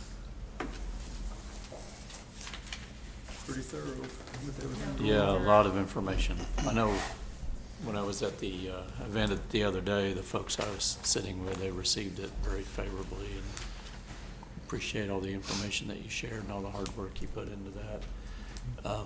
All of these administrative reports you guys have been doing for us have been very, very useful. I hope we have those online where people can see them. Not in a way that is very easily accessible, but that is something that we're working towards, because they contain so much information, and coupled with the YouTube videos, they are a tremendous resource of information. Yeah, very good. Anybody got anything else? All righty. Thank you so much. Thank you. All righty. Item 11, new business.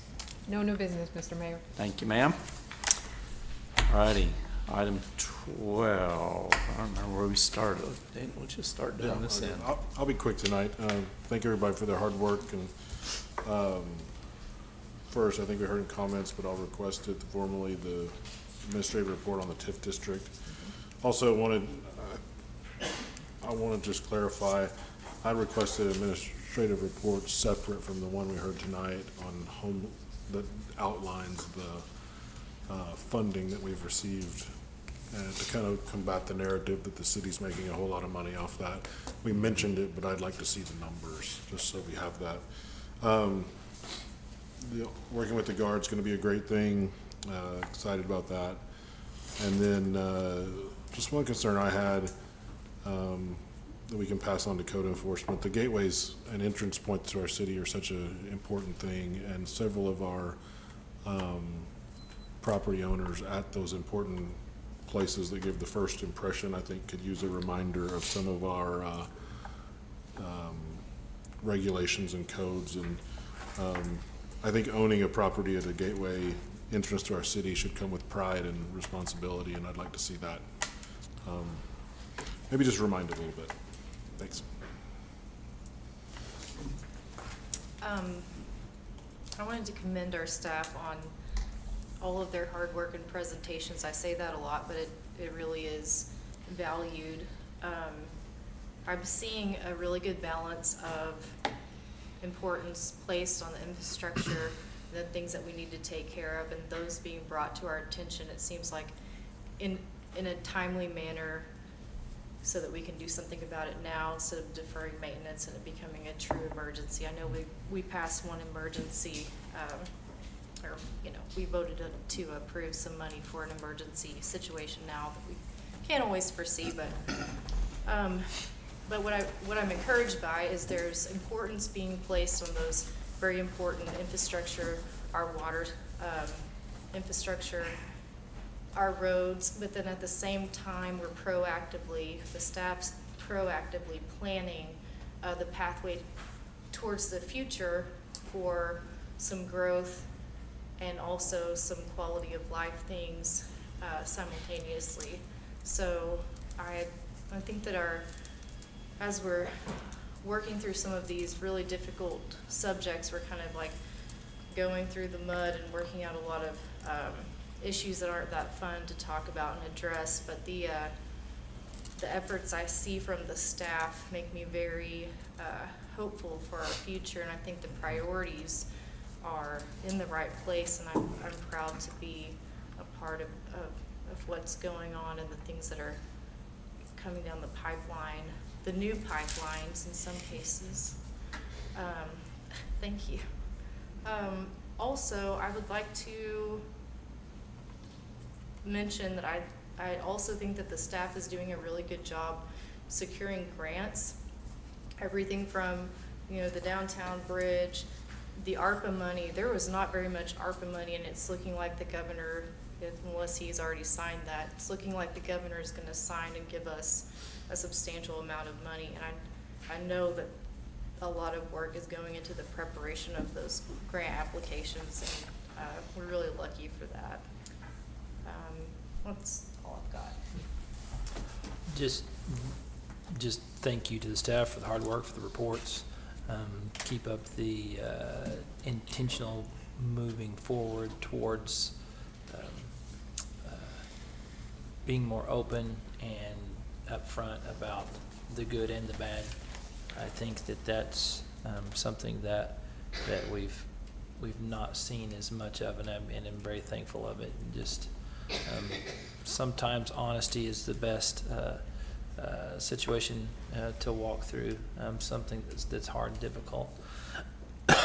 And then also just excited to be part of some of these conversations with some of our residents and with some of our city staff and management, and we're got a lot of good things on the horizon, and feel like they're I'm going to say this a lot, we're making strides every day towards improving things that not only make a better Shawnee, but make a better just a better place for people to be their best, and so we're super excited about that, so thank you for all that. Thank you, sir. Mr. Vice Mayor? I just thought, well, everyone down there did a great job, so one thing I wanted to add was going to once a month meetings after the first of the year.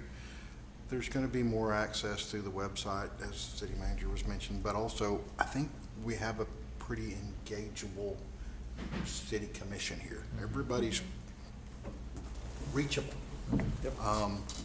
Send us an email, call. You can find me at work. If you send an email, it does help if it has a real name and a real phone number. That kind of makes that better. And try not to, don't send it to all of us at once. That creates its own headache, and I appreciate people emailing, but send me one, or Mark or Lauren, but don't send it to us all at once. That's a little problematic sometimes, so just wanted to mention that, but we're pretty easy to reach, so I think that will help moving forward. Thank you, sir.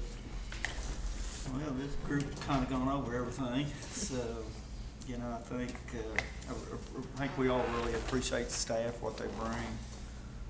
The homelessness report was welcomed, you know, where the public kind of knows what all's going on.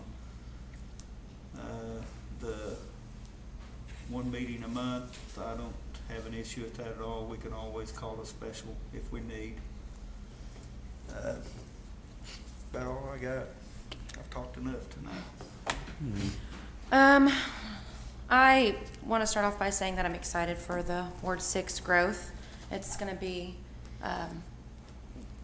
great and also interesting to see construction in my area outside of my window.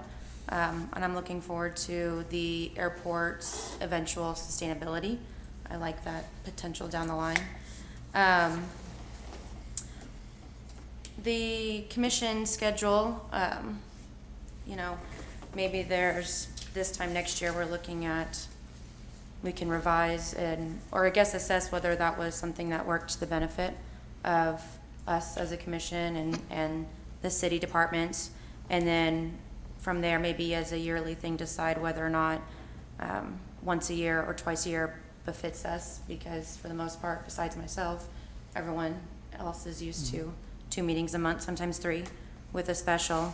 I'm worried that, because I've been a citizen longer than I've been a commissioner, that we've been wanting positive public engagement, we've been wanting the trust in government, and I don't know, I hope I'm wrong, but I feel like this is a step in the wrong direction. I hope that, like Darren said, we're approachable. Maybe we can put some peace in people's minds about that. You're right, I do feel like we are all engageable. But now I feel like we've got to go a little bit further now and get back timely with people, or push for more contact through social media or some other gathering of sorts, not all of us together, but, you know, separately within our constituents. That's just the main part. I'm worried about that. I like I said, I understand it being daunting to spend hours of unpaid time to work towards something every 2 weeks. I do that every day, and I totally understand it. And we rise to the occasion, or we don't, and I'm hoping that this will free up a lot of the department time to plan ahead or to cure some problems that are seen and unforeseen so far. I'm worried too a little bit, like I believe it was Rob that said, I'm worried that the meetings are gonna run long. I hope that's not the case, because I'm waiting at 5 o'clock on Thursday, no offense, maybe 6 sometimes, maybe 8 sometimes, because I don't get to it. I'm waiting Thursday evening for the agenda so that I can spend the weekend learning, because I'm at a disadvantage a little bit. I spend all weekend learning everything that I can, and the lengthiness of the meetings are a concern for me, but that's going to be something that I meet head on. The You mentioned it, Mayor, the administrative reports being online. Those would be nice to see as like a quick link at the front page. When I go back and look through, because I can remember roughly who said it, like if it's Jacob, or what it was about, but I've gone through and had to search by agenda date to see where I can find the administrative report, and it's a back and forth on the website, and so it'd be nice to see those in like a PowerPoint form, and then maybe a quick link to what the minutes were for that. Maybe there's a way to, now that we have this election coming up, to educate everybody objectively on the facts and figures of the sales tax election, maybe something in the water bill, or something notably in the public where it talks about here are the numbers pulled from the administrative reports, or here's what you're getting or what you're voting against when it comes to the election. And that way people can feel like they're informed and they don't feel like they've been hoodwinked in any way. Other than that, I think that that's it. Very good. All right, I'm going to keep it real short. Thank you, staff, for all your hard work, the administrative reports and everything else you do. Thank you so much. Sales tax election, you know,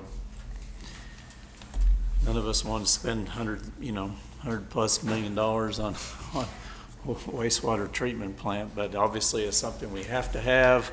Lucky us, we're here when it's time to do that. So, we're all going to have to make a collective decision on how we're going to pay for that. But, there's nothing free in life. So, like I said, lucky us. I mean, it's our turn to deal with that. And hopefully this new setup will last folks even longer than what the last one did, because I know it lasted a lot longer than what probably it was ever designed to last. So hopefully they don't have to deal with this for another 100 years. And then just my thoughts on going to one meeting. I mean, I personally don't see it as a big problem. We are all very accessible. I hear from multiple folks every day, and I'm always happy to deal with them, whether it's emails or phone calls or via social media. I think all of us are pretty easily to get a hold of, and I think we can get all our business done. I mean, we're not exactly getting out of here early tonight. We haven't. This commission has shown that we'll stay here as long as we need to stay to get this stuff done. No one likes long meetings. I know I certainly don't, but whatever it takes, we're going to do it. And I think staff's going to be able to organize things efficiently, so that I don't think they're going to be really any longer than what they've been. We've had to deal with a lot of hard issues. We really have, and we just do what we need to do. But I think one meeting will work well. And like Lauren said, if we get a year down the road and we just see that it's not working, we can always change it. If we need to have a special call meeting, we can set those up pretty quickly. So I think it'll work out good. So anyway, I have rambled long enough. Find my place in here again. So we are to item 13, consider an executive session to discuss annual evaluations of the city manager pursuant to 25 OS 307 B1, discussing the employment, hiring, appointment, promotion, demotion, disciplining, or resignation of any individual salaried public officer or employee. So we need a motion to go into executive session. Mr. Mayor, I move we go into executive session. Thank you, sir. Daniel and Cammie. So we have motion and a second for item 13. We'll call the question. Motion passes 7-0. We will go down the hall and then we will be back.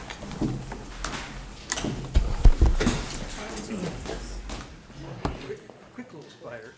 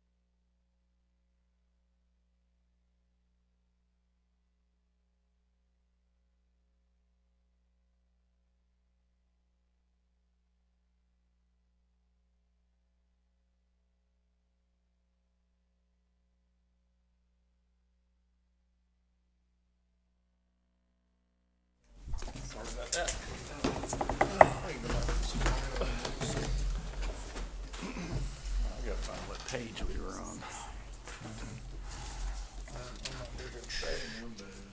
All right.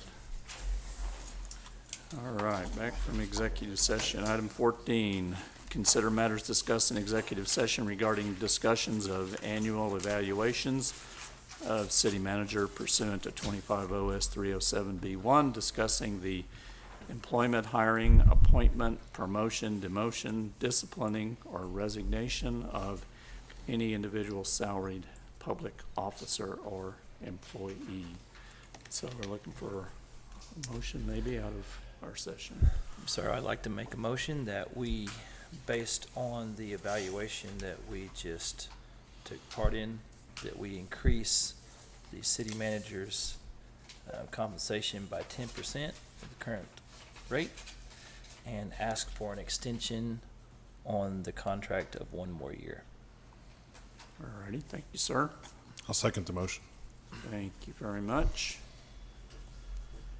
All righty, we have a motion and a second on item 14. We'll call the question. Motion passes 7-0. Guess what? We are adjourned. Thank you, everybody, for coming tonight. Thank you guys so much for all your hard work. Hey, Ed? Yes, sir. I won't be here next meeting, Okay. so I'll be gone. Well, I hope you're going someplace fun.